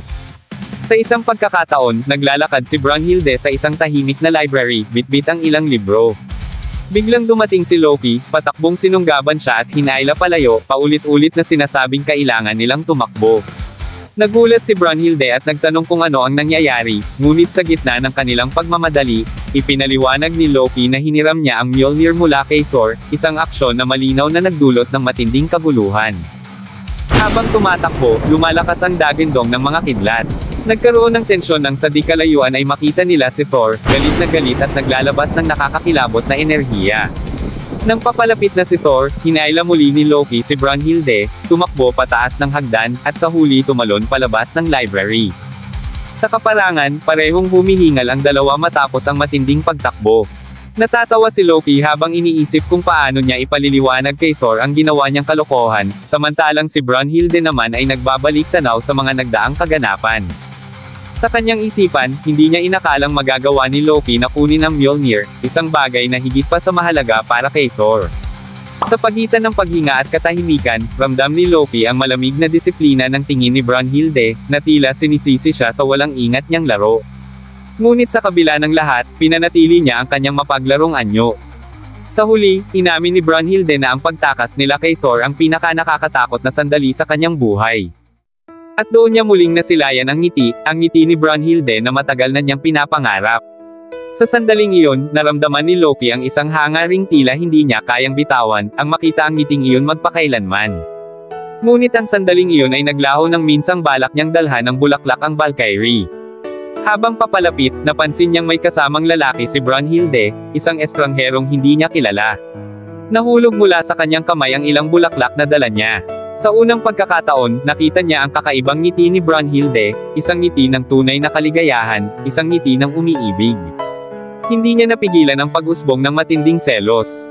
Unti-unting kinuyam ni Loki ang bulaklak sa kanyang palad, ramdam ang masidhing kirot ng inggit na bumalot sa kanyang puso. Sa kanyang isipan, paulit-ulit niyang tinatanong kung sino ang lalaking ito. Mapupunta ang eksena sa isang madilim at malamig na silid, isang lihim na lugar na tila baga sinadyang ilayo sa mata ng iba. Doon, sa gitna ng kadiliman, bumungad ang isang bangungot, ang brutal na sinapit ng paboritong dragon ni Lord Odin, si Fafnir. Putol ang ulo nito, at ang katawan ay walang buhay na nakahandusay sa malamig na sahig. Sa tabi nito, tila nahuli sa akto, naroon si Siegfried, balot ng dugo, walang kibo. Ilang saglit lang, pumasok ang mga tagapagpakain kay Fafnir. Isa sa kanila ang napaatras sa gulat.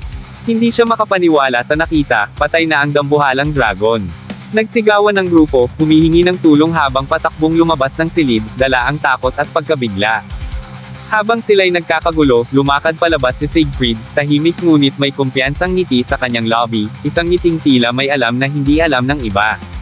Ngunit habang unti-unting nawawala ang usok sa katawan ni Siegfried, lumitaw na si Loki pala ito, ang tusong Diyos ng panlilinlang. Ginaya niya ang anyo ni Siegfried, siya ang tunay na pumaslang kay Fafnir. At ngayon, sinisigurado niyang ang lahat ng ebidensya at saksi ay tuturo sa kawawang mandirigma, para tuluyan siyang masira sa paningin ni Brunhilde at Odin. Samantala, habang papasok sina Brunhilde at Siegfried sa silid ng Chief God ng Norse, napag-usapan nilang tila hindi kapanipaniwala ang paanyaya, isang kasalan, mula kay Odin. Para kay Brunhilde, ito'y parang isang panaginip. Ngunit sa puso nila, naroon ang pag-asa. Tingin ng dalawa na alam ni Odin ang tungkol sa kanila. At sa katahimikan ng sandali, isang pangako ang kanilang pinanghawakan, magiging masaya sila, silang dalawa lang. Sila pala ang ikakasal. Subalit sa pagbukas nila ng pinto, malamig na katotohanan ang sumalubong, mga matatalim na sibat, nakatutok sa kanila. Napapalibutan na sila ng mga royal guards ni Odin. Napaatras si Brunhilde, litong-lito, ang kanyang mga matay naglalaman ng tanong na hindi mabigkas. Isang malamig na titig lamang ang itinugon ni Odin, mabigat, puno ng paghusga. Sa gitna ng katahimikan, dumating si Loki. Waring wala sa lugar ang kanyang paglitaw, lalo't tila kasalang dahilan ng pagtitipon. Napakunot noo si Brunhilde, gulat at di moari ang ibig sabihin ng kanyang presensya. Ngunit lalong dinagdagan ni Loki ang tensyon. Wala siyang paligoy-ligoy, si Siegfried, aniya, ay inaakusahan ng isang mabigat na krimen, ang pagpatay kay Fafnir. Mabilis ang naging pagtanggi ni Siegfried. Aniya, imposibleng siya ang may gawa nito, paano niya magagawang saktan ang pinakamamahal na dragon ni Lord Odin. Maging si Brunhilde ay napatanong, galit na nagpahayag na ang kanilang pagdating ay para sa isang pagdiriwang ng kasalan, hindi sa isang pagdinig. Ngunit ang mga uwak ni Odin, sina Hugin at Munin, ay tila may ibang alam. Sa malamig na tinig, tinanong nila kung akala ba nina Siegfried at Brunhilde na ang kanilang presensya ay hinihingi lamang ng isang kasal. Hindi raw. Isang bitag ito, upang matiyak na hindi makakatakas si Siegfried. Hindi na nakasagot si Brunhilde. At bago pa siya makapagsalita, isang tagapangalaga ni Fafnir ang sumigaw mula sa likod ng mga royal guards, isa raw siyang saksi. Siya mismo ang nakakita kay Siegfried na pinatay si Fafnir. Natahimik ang lahat, maging si Siegfried ay natigilan, hindi makapaniwala sa narinig. At sa wakas, nagsalita na si Odin. Malamig ang kanyang tinig, kung may nais sabihin si Siegfried, ito na ang tamang panahon. Ngunit tanong niya, bakit pinatay ni Siegfried ang dragon na nagbabantay ng kastilyo? Ano ang kanyang layunin? Mariing itinanggi ni Siegfried ang paratang. Isa raw itong malaking pagkakamali. Sumangayon si Brunhilde sa paliwanag ng kasintahan. Ngunit sa kabila ng tensyon, nahuli ng kanyang mata ang isang munting ngiti mula kay Loki, isang ngiting puno ng lihim. Tumayo si Odin. Ang kanyang tinig ngayon ay mas mabigat. Nakakahiya raw ang ginawa ni Siegfried. Isang kalahating Diyos at tao, binyansagang bayani, subalit arrogant, at ngayon ay pinaghihinalaang may masamang balak laban sa mga Diyos. At sa kanyang pagtayo, biglang may kakaibang pakiramdam na sumiklab sa katawan ni Odin. Isang enerhiyang hindi niya maipaliwanag ang namagitan sa pagitan nila ni Siegfried, malakas, buhay na buhay, at tila silang dalawa ay magkaugnay. Lalong lumakas ang alon ng puwersang iyon nang magkalapit ang kanilang mga katawan. Ramdam na ramdam ni Odin ang pag-react ng apat na sagradong kayamanang matagal nang nanahimik sa kanyang katawan, ngayon ay biglang nagising at tumutugon sa presensya ni Siegfried. Sa gitna ng kaguluhang iyon, isang tanong ang biglang pumasok sa kanyang isipan, si Siegfried ba ang vessel? Tahimik ang lahat, wala ni isang nakapagsalita, pati ang mga Royal Guards ay natigilan. Si Brunhilde, si Loki, si Odin, lahat ay nabalot ng pagkabigla. Ngunit ilang sandali pa, paulit-ulit na bulong ni Odin ang pumuno sa katahimikan, isang pambihirang nilalang. Pagpapatuloy ni Odin, tinawag niyang pambihirang kayamanan ng kapangyarihan si Siegfried. Sa harap ng lahat, ipinahayag niya ang hatol, ang ginawa ni Siegfried ay isang malinaw na paglabag laban sa lahat ng Diyos sa kalangitan. Bilang pinuno ng mga Diyos sa Norse Realm, ipinataw ni Odin ang agarang parusa, walang hanggang pagkakabilanggo sa Tartarus. Hindi makapaniwala si Brunhilde. Maging si Loki, na may sariling mga plano, ay nabigla sa biglaang desisyon ni Odin. Tila tumigil ang oras sa paligid nila. Sa ilang saglit, inutusan ni Odin ang mga Royal Guard na dakpin si Siegfried. Kinadenahan nila ang kanyang mga kamay at agad siyang kinaladkad palayo. Nagpupumigla si Siegfried habang paulit-ulit na tinatawag ang pangalan ni Brunhilde, unti-unting nilalamon ang distansya. Si Brunhilde naman ay pilit siyang inaabot, lumuluha habang isinisigaw ang kanyang pangalan, isang sigaw ng dalamhati at kawalan ng pag-asa. Nang tuluyan ng mailayo si Siegfried sa kanilang paningin at dalhin patungong Tartarus, nanatiling nakaluhod si Brunhilde. Umiiyak tuliro, hindi maunawaan kung bakit at paanong nauwi sa ganitong trahedya ang lahat. Samantala, si Loki ay nanatiling tahimik. Ngunit sa kanyang isipan hindi niya inakalang aabot sa habang buhay na pagkakakulong ang magiging hatol kay Siegfried, at alam niya ring oras na matuklasan ni Lord Odin ang kanyang pagkakasangkot, tiyak na siya'y mananagot. Pero dahil sa tagumpay ang kanyang plano, hindi na nag-alala si Loki sa mga ginawa niya at maya-maya lang mula sa paglalakad ay patalon-talon na ito na parang nagbubunyi dahil si Siegfried ay tuluyan na niyang nailayo kay Brunhilde. Akala ni Loki ay babalik na sa dati ang lahat at magdudulot ng iba yung kasayahan tulad ng dati, subalit akala niya lang iyon. Sa kasunod na panel na iyon ay makikita si Brunhilde sa hardin sa Valhalla at hawak-hawak nito ang larawan nila ni Siegfried. Doon na dumating si Loki na nakangiti at tinawag niya si Brunhilde. Umupo na si Loki sa tabi ng Valkyrie at sinimulan niyang magkwento tungkol sa pagpanot niya sa buhok ni Ares at dagdag pa niya ay nilagyan niya ng kulay green ang likod ng ulo nito. Hinaya na ni Loki si Brunhilde na tingnan ang resulta ng ginawa niya dahil ayon sa kanya ay pihadong tatawa ito. Nagkibit balikat si Loki, may bahagyang ngiti sa lobby, parang biro lang, kumbaga, baka raw si Siegfried ang dahilan kung bakit tahimik si Brunhilde. Saglit pa, nabanggit niya na may malaya siyang akses sa kulungan ni Siegfried. Kung nais ni Brunhilde na magpadala ng regalo o liham para kay Siegfried, may hahatid niya ito sa kanya. Pero si Brunhilde, walang imak. Isang malamig na sulyap lang ang isinukli, kasunod ng isang maikling, salamat na lang. Prangka, walang pasikot-sikot, at sapat na iyon para maramdaman ni Loki ang tila matalim na sibat na dumaan sa dibdib niya. Doon siya natigilan, parang biglang nabura ang lakas ng loob niya. Hindi niya talaga inakalang mangyayari yun. Ang ngiting palaging nakaukit sa mukha ni Brunhilde, yung inosente, masayahin, parang liwanag ng umaga, bigla na lang naglaho. Napahinto siya at napaisip. Ang gusto lang naman niya, makita ulit na ngumiti ang pinakamamahal niyang Valkyrie. Pero ngayon, parang imposible na yun. Pero hindi agad sumuko si Loki dahil isinusulat niya sa kanyang tila diary ang lahat ng nangyayari sa kanyang buhay.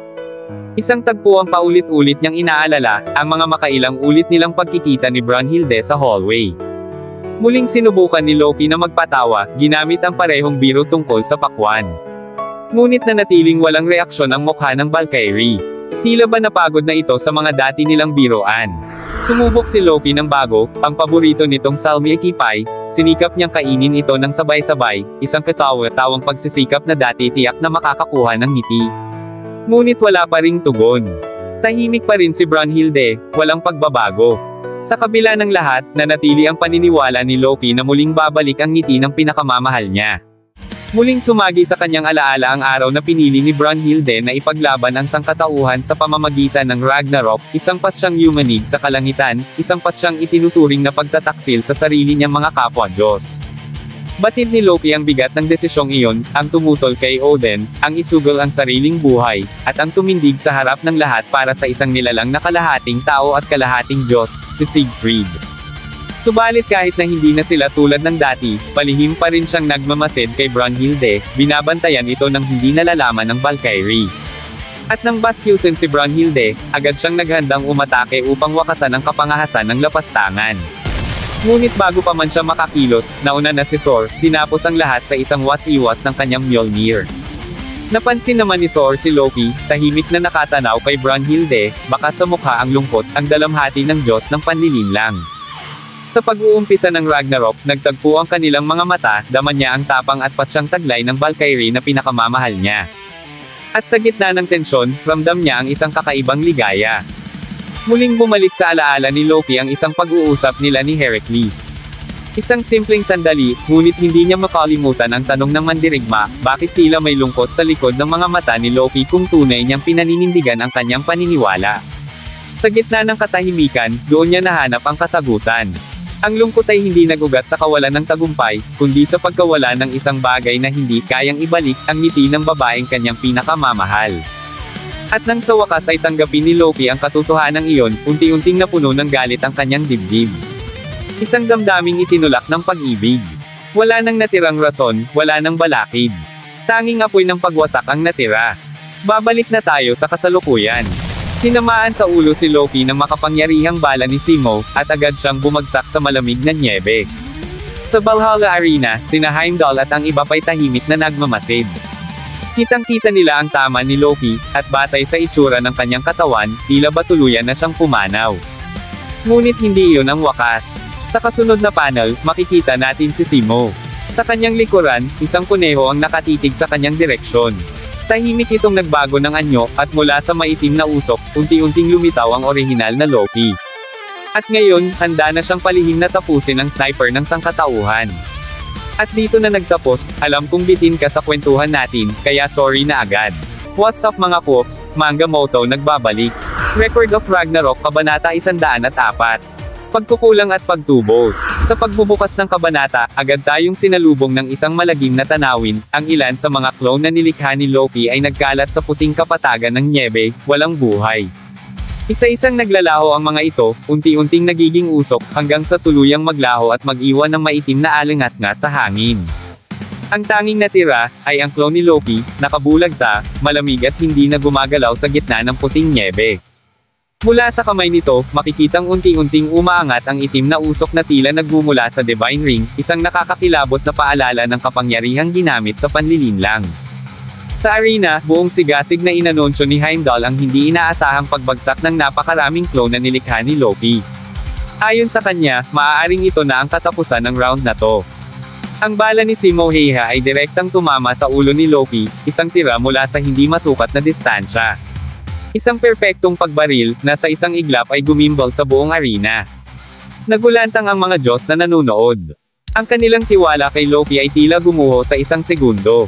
Sa kanilang paningin, hawak na ni Loki ang panalo, napakarami niyang clone, napakatindi ng kapangyarihan, at napakatalino ng kanyang estratehiya. Ngunit sa ikalawang putok lang, nabaligtad ang lahat. Napatulala sila. Ang ilan ay hindi na nakapagsalita. Ang iba na may napalunok ng tuyo sa gitna ng tensyon. Paano natalo ang isang Diyos sa dalawang bala? At sa isang panel na halos simboliko na, makikita si Simo bilang isang tuldok sa kalayuan, isang malabong silweta, ngunit ang epekto ng kanyang ginawa ay napakalakas. Isang pahiwatig mula sa mga may akda, ang sniper ng sangkatauhan, kapag nabigyan ng divine power, ay isa sa mga pinakamapangahas at pinakanakamamatay na mandirigma sa buong arena. Ngunit hindi pa tapos ang laban.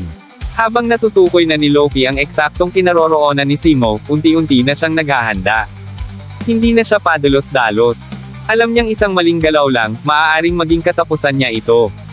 At ngayon, nag-aabang siya ng perpektong tiyempo, at tiwalang-tiwala na siya, ito na ang tamang pagkakataon. Ngunit sandali munang matitigil ang laban upang ipaliwanag ng narrator ang buong taktika ni Loki. Bago pa man magpakawala ng sangkaterbang clone si Loki, sinumon muna niya ang tatlong clone gods, mga replikang anyo ni Thor, Heracles, at Odin. Ipinadala niya ang mga ito sa gubat upang hanapin ang pinagtatagwan ni Zemo. Ngunit hindi siya tumigil doon. Naglabas pa siya ng mas malawak at mas makapal na itim na usok, isang usok na kumalat sa battlefield. Ito ay naisakatuparan gamit ang kanyang Divine Ring, na siyang nagsilbing tagapagpalakas ng lahat ng kanyang abilidad. Sa loob ng makapal na usok na iyon, lihim niyang nilikha ang isang clone ng kanyang sarili. Dahan-dahan itong nabuo, hanggang sa magising na parang tunay na Loki. Sa isang mabilis na kilos, inihagis ng orihinal na Loki ang Divine Ring patungo sa kanyang clone. Nasalo ito ng replika, at sa sandaling maisuot ito, alam na agad ng clone ang kanyang papel sa larangan ng bakbakan. Samantala, ang orihinal na Loki ay tahimik na umatras at nagtago, habang palihim na hahanapin si Zemo sa likod ng kagubatan. Habang inuutusan ng clone ni Loki ang napakaraming clone ni Thor, Heracles, at Odin upang maghalughog sa mga nayon at sa kagubatan, ang orihinal na Loki ay tahimik nang nagpapalit ng anyo, hindi nakikita, hindi nararamdaman nino man. Ngunit sa kabila ng buong estratehiya, sa ikalawang putok lang, winakasan ito ni Zemo. Ang clone ni Loki, ang tumanggap ng Divine Ring, ang naging sentro ng atensyon at estratehiya, ay tinamaan ng bala sa ulo at agad na bumagsak sa nyebe.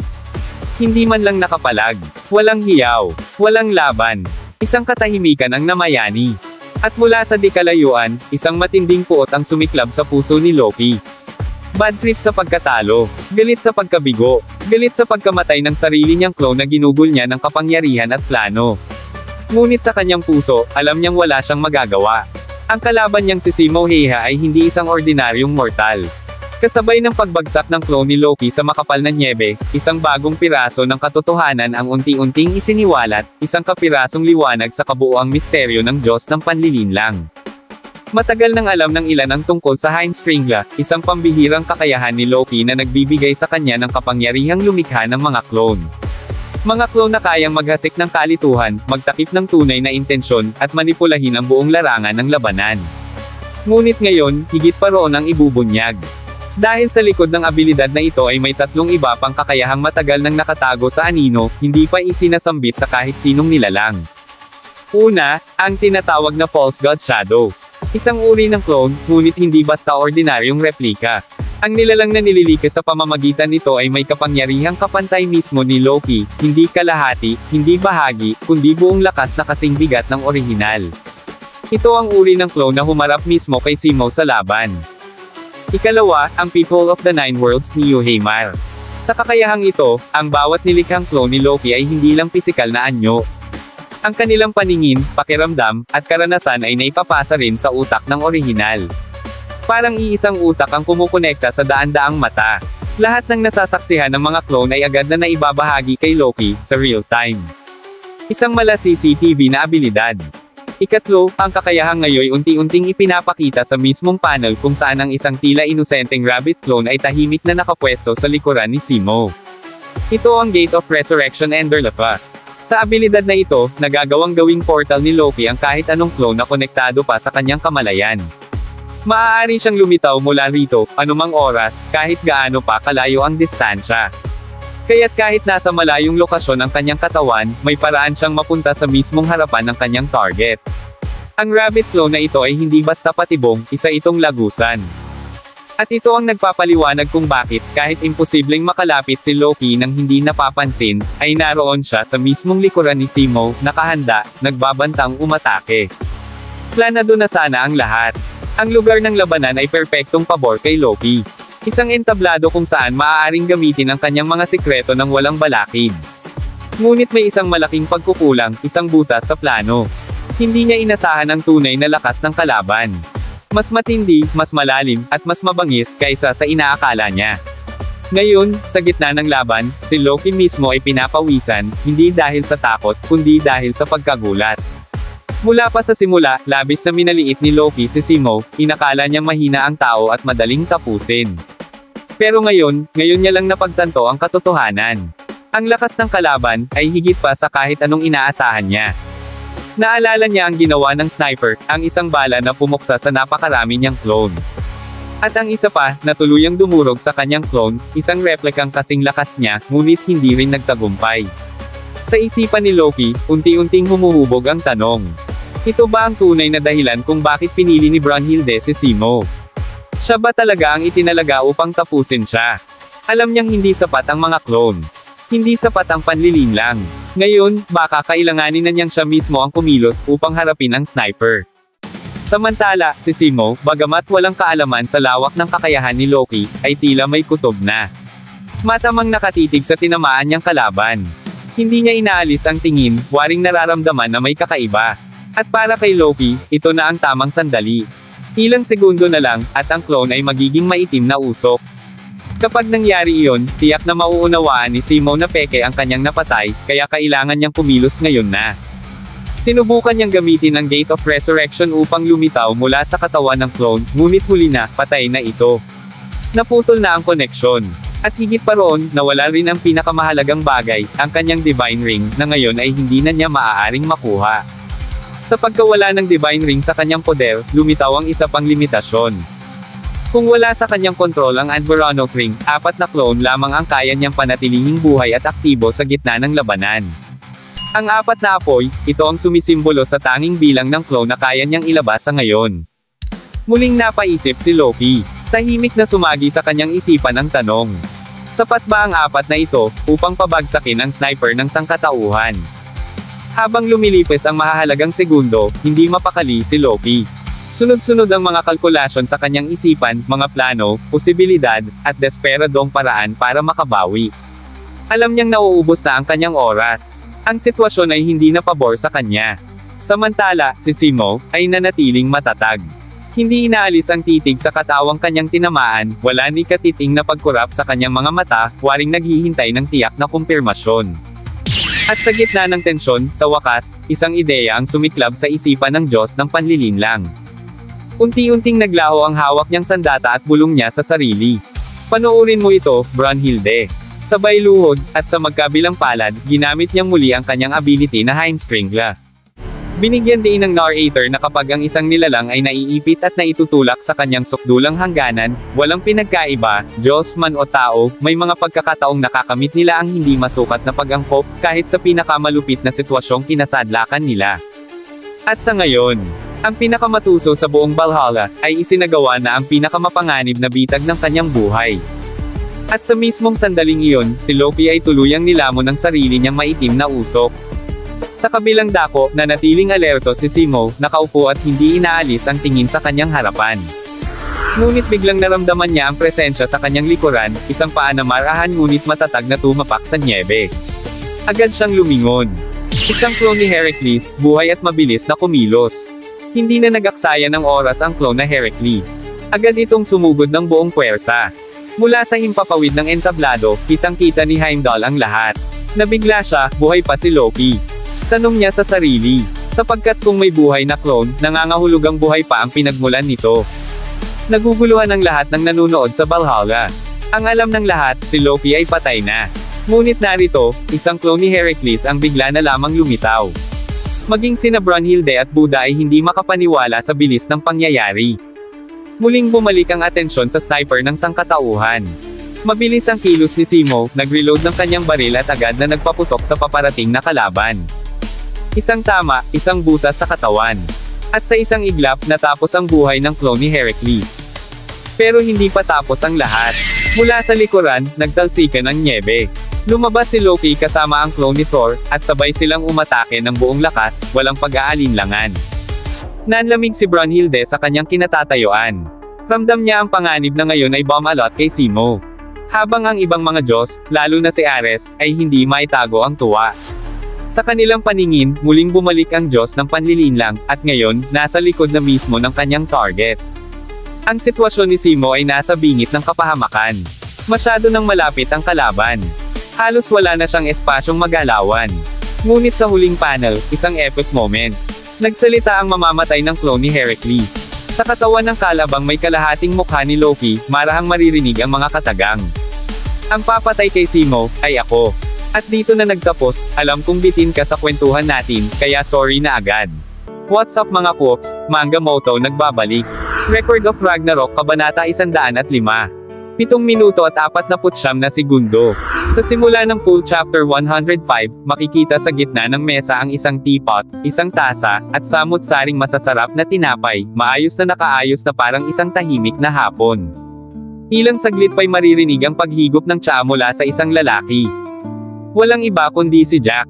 Naroon siya sa kanyang paboritong silid, isang lugar ng katahimikan at pagninilay, kung saan malaya niyang naibubuhos ang kanyang mga obserbasyon sa anyo ng pagninilay-nilay.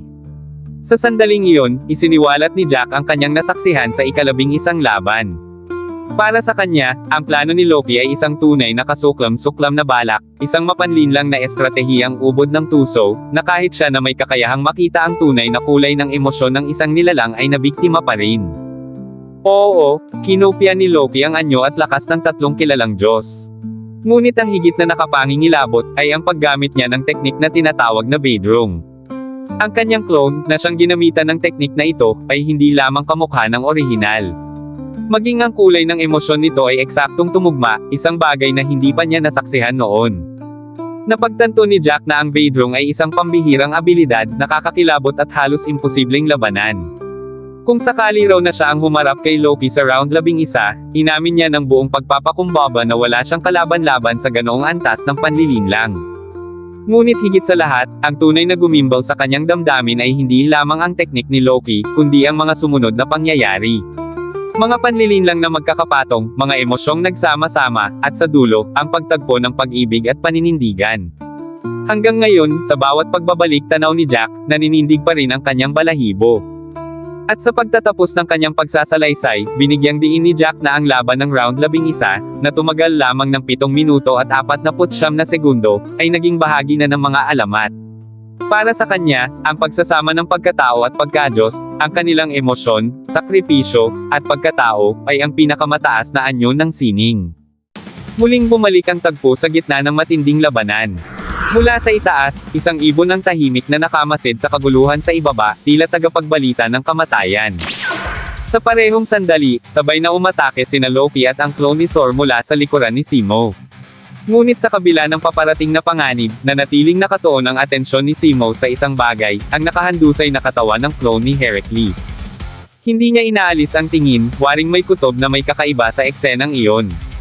At tama nga siya. Sa loob ng tila wala ng buhay na katawan ng clone ni Heracles, naruroon si Loki, nagtatago, may mapanlinlang na ngiti sa labi, at tahimik na naghihintay ng perpektong sandali upang umatake. Butas ang dibdib ng Diyos ng panlilinlang, at sa kanyang isipan, iisa lang ang may kakayahang tumama ng ganoon ka-eksakto sa vital spot ng kanyang clone, si Zemo. Kaya't tiwala si Loki na ang mismong galing sa pag-asinta ni Zemo ang magiging susi ng kanyang tagumpay. At dito na isisiwalat ang tunay na panlilinlang ni Loki. Isang estratehiyang pinino mula sa isang mapangahas na plano. Matapos isakripisyo ang kanyang clone gamit ang teknik na Vaedrung, at mapaniwala ang lahat na siya'y tuluyang napatay, isinagawa ni Loki ang unang hakbang ng kanyang masalimuot na estratehiya. Ginamit niya ang Heimskringla upang balutin ang sarili ng maitim na aura ng kapangyarihan. Dinaglaon, ang aura ay humubog at naging anyo ng clone ni Heracles, at sa loob nito, palihim siyang nagkubli. Mula roon, inihanda niya ang isang sorpresang pag-atake. Ngunit alam niyang laban sa isang dalubhasang sniper, hindi sapat ang bilis, kahit ang biglaang pagsalakay ay may kalakip na peligro. Isang tama lang sa maselang bahagi ng katawan, at tiyak na babagsak ang clone.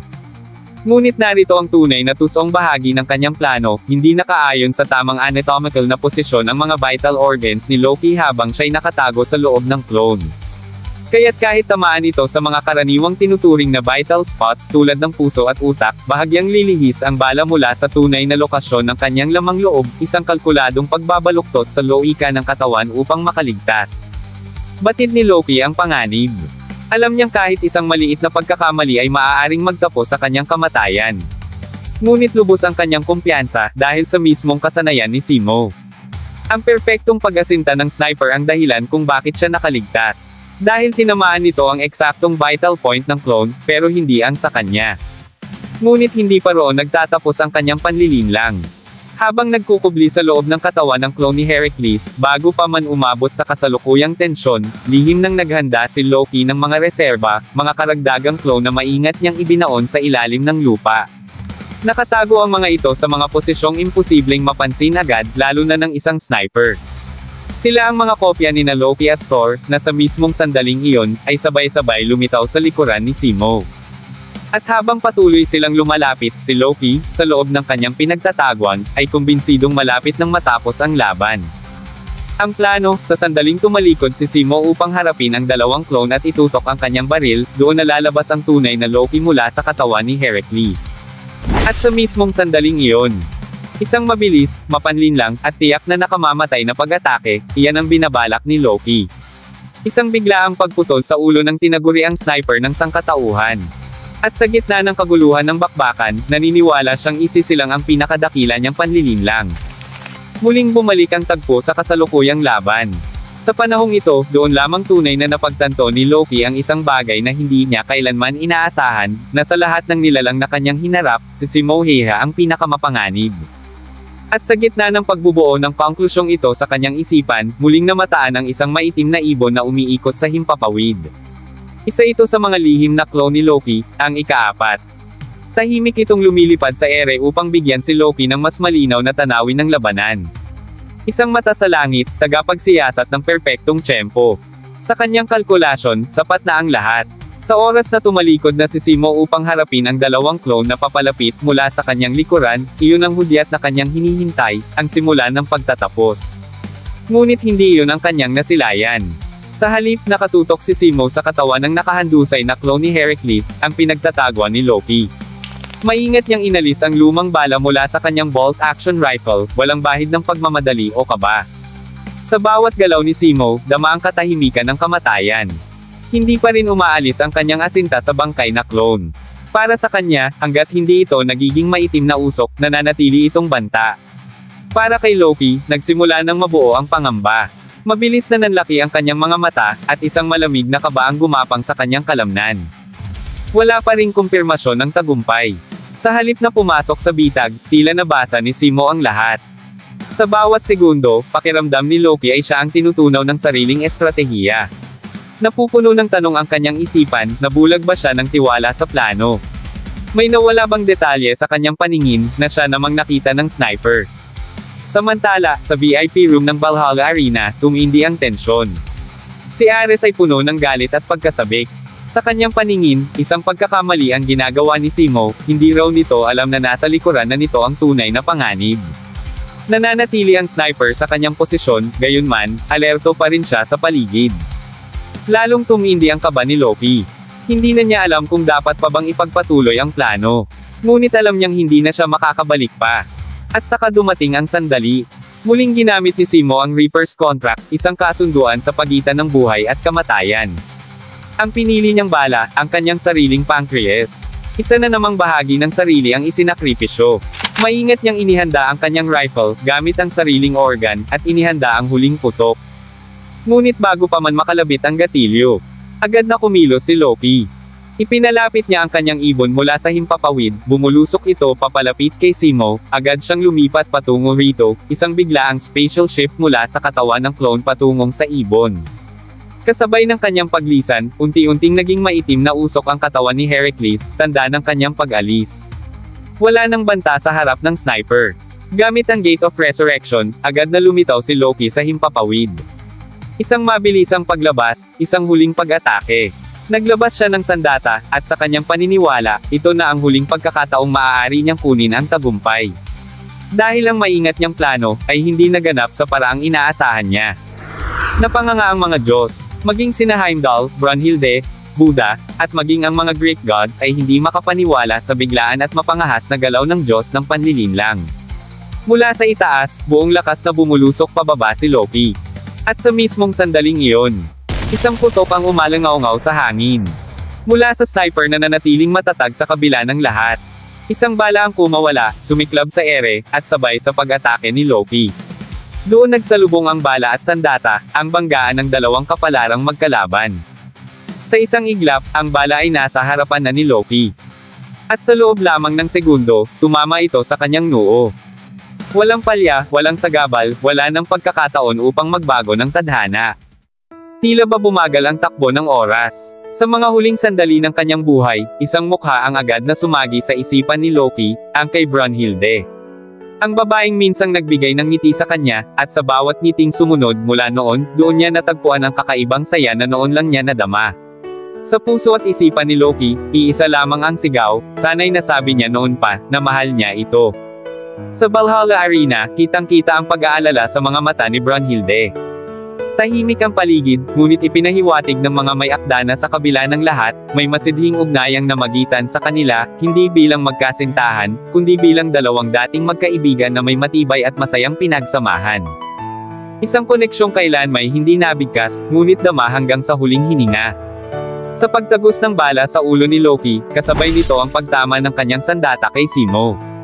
Ngunit hindi naging malubha ang pinsala ng sniper, na isalba niya ang sarili sa huling saglit, nang mailihis ang mukha sa tama. Habang unti-unting bumabagsak ang kanyang katawan, isang maaliwalas na ngiti ang gumuhit sa kanyang mukha, kasabay ng pagpatak ng mga luha. Buong puso at may kapayapaan niyang tinanggap ang kamatayan. At sa tagpong iyon, nagimbal ang lahat ng nanunood. Hindi makapaniwala ang mga Diyos sa nasaksihan, ang Diyos ng panlilinlang, nabigo sa paraang walang sino man ang inaasahan. Walang nakahula na sa ganitong paraan magtatapos ang laban. At sa mismong sandaling iyon, naisulat sa kasaysayan ng kalangitan ang pangalang Zemo Heha, ang pinakadakilang sniper ng sangkatauhan. Nadagdagan ang bilang ng kanyang napatay, 543. Ngunit sa bawat tagumpay, may kapalit. Kasabay ng muling pagtaas ng kanyang kill count, bumalik ang matagal ng sakit, isang kirot na matagal nang nananahimik sa kanyang puso. Sa pagkamatay ni Loki, magkahalong emosyon ang sumiklab sa paligid. Nagbunyi ang sangkatauhan, habang nagnitnit sa galit ang mga Diyos. At sa pagbagsak ni Zemo sa malamig na nyebe, isang tahimik ngunit matinding eksena ang sumunod. Lumuluha si Brunhilde. Hindi niya ito binigkas, ngunit ipinaramdam sa atin ang may sensi ng damdamin ng isang Valkyrie, isang tahimik na paghingi ng tawad, at lubos na pasasalamat. Sa kanyang puso, marahil ay batid niyang ibinigay ni Loki ang panalo kay Zemo. At doon nga, sa gitna ng katahimikan at pagluha, muling umalangaw-ngaw ang tinig ni Heimdall. Ipinahayag na ang nagwagi sa round 11 ng Ragnarok, ay walang iba kundi ang pinakamahusay na sniper ng sangkatauhan, Zemo Heha. At dito na nagtapos, alam kong bitin ka sa kwentuhan natin, kaya sorry na agad.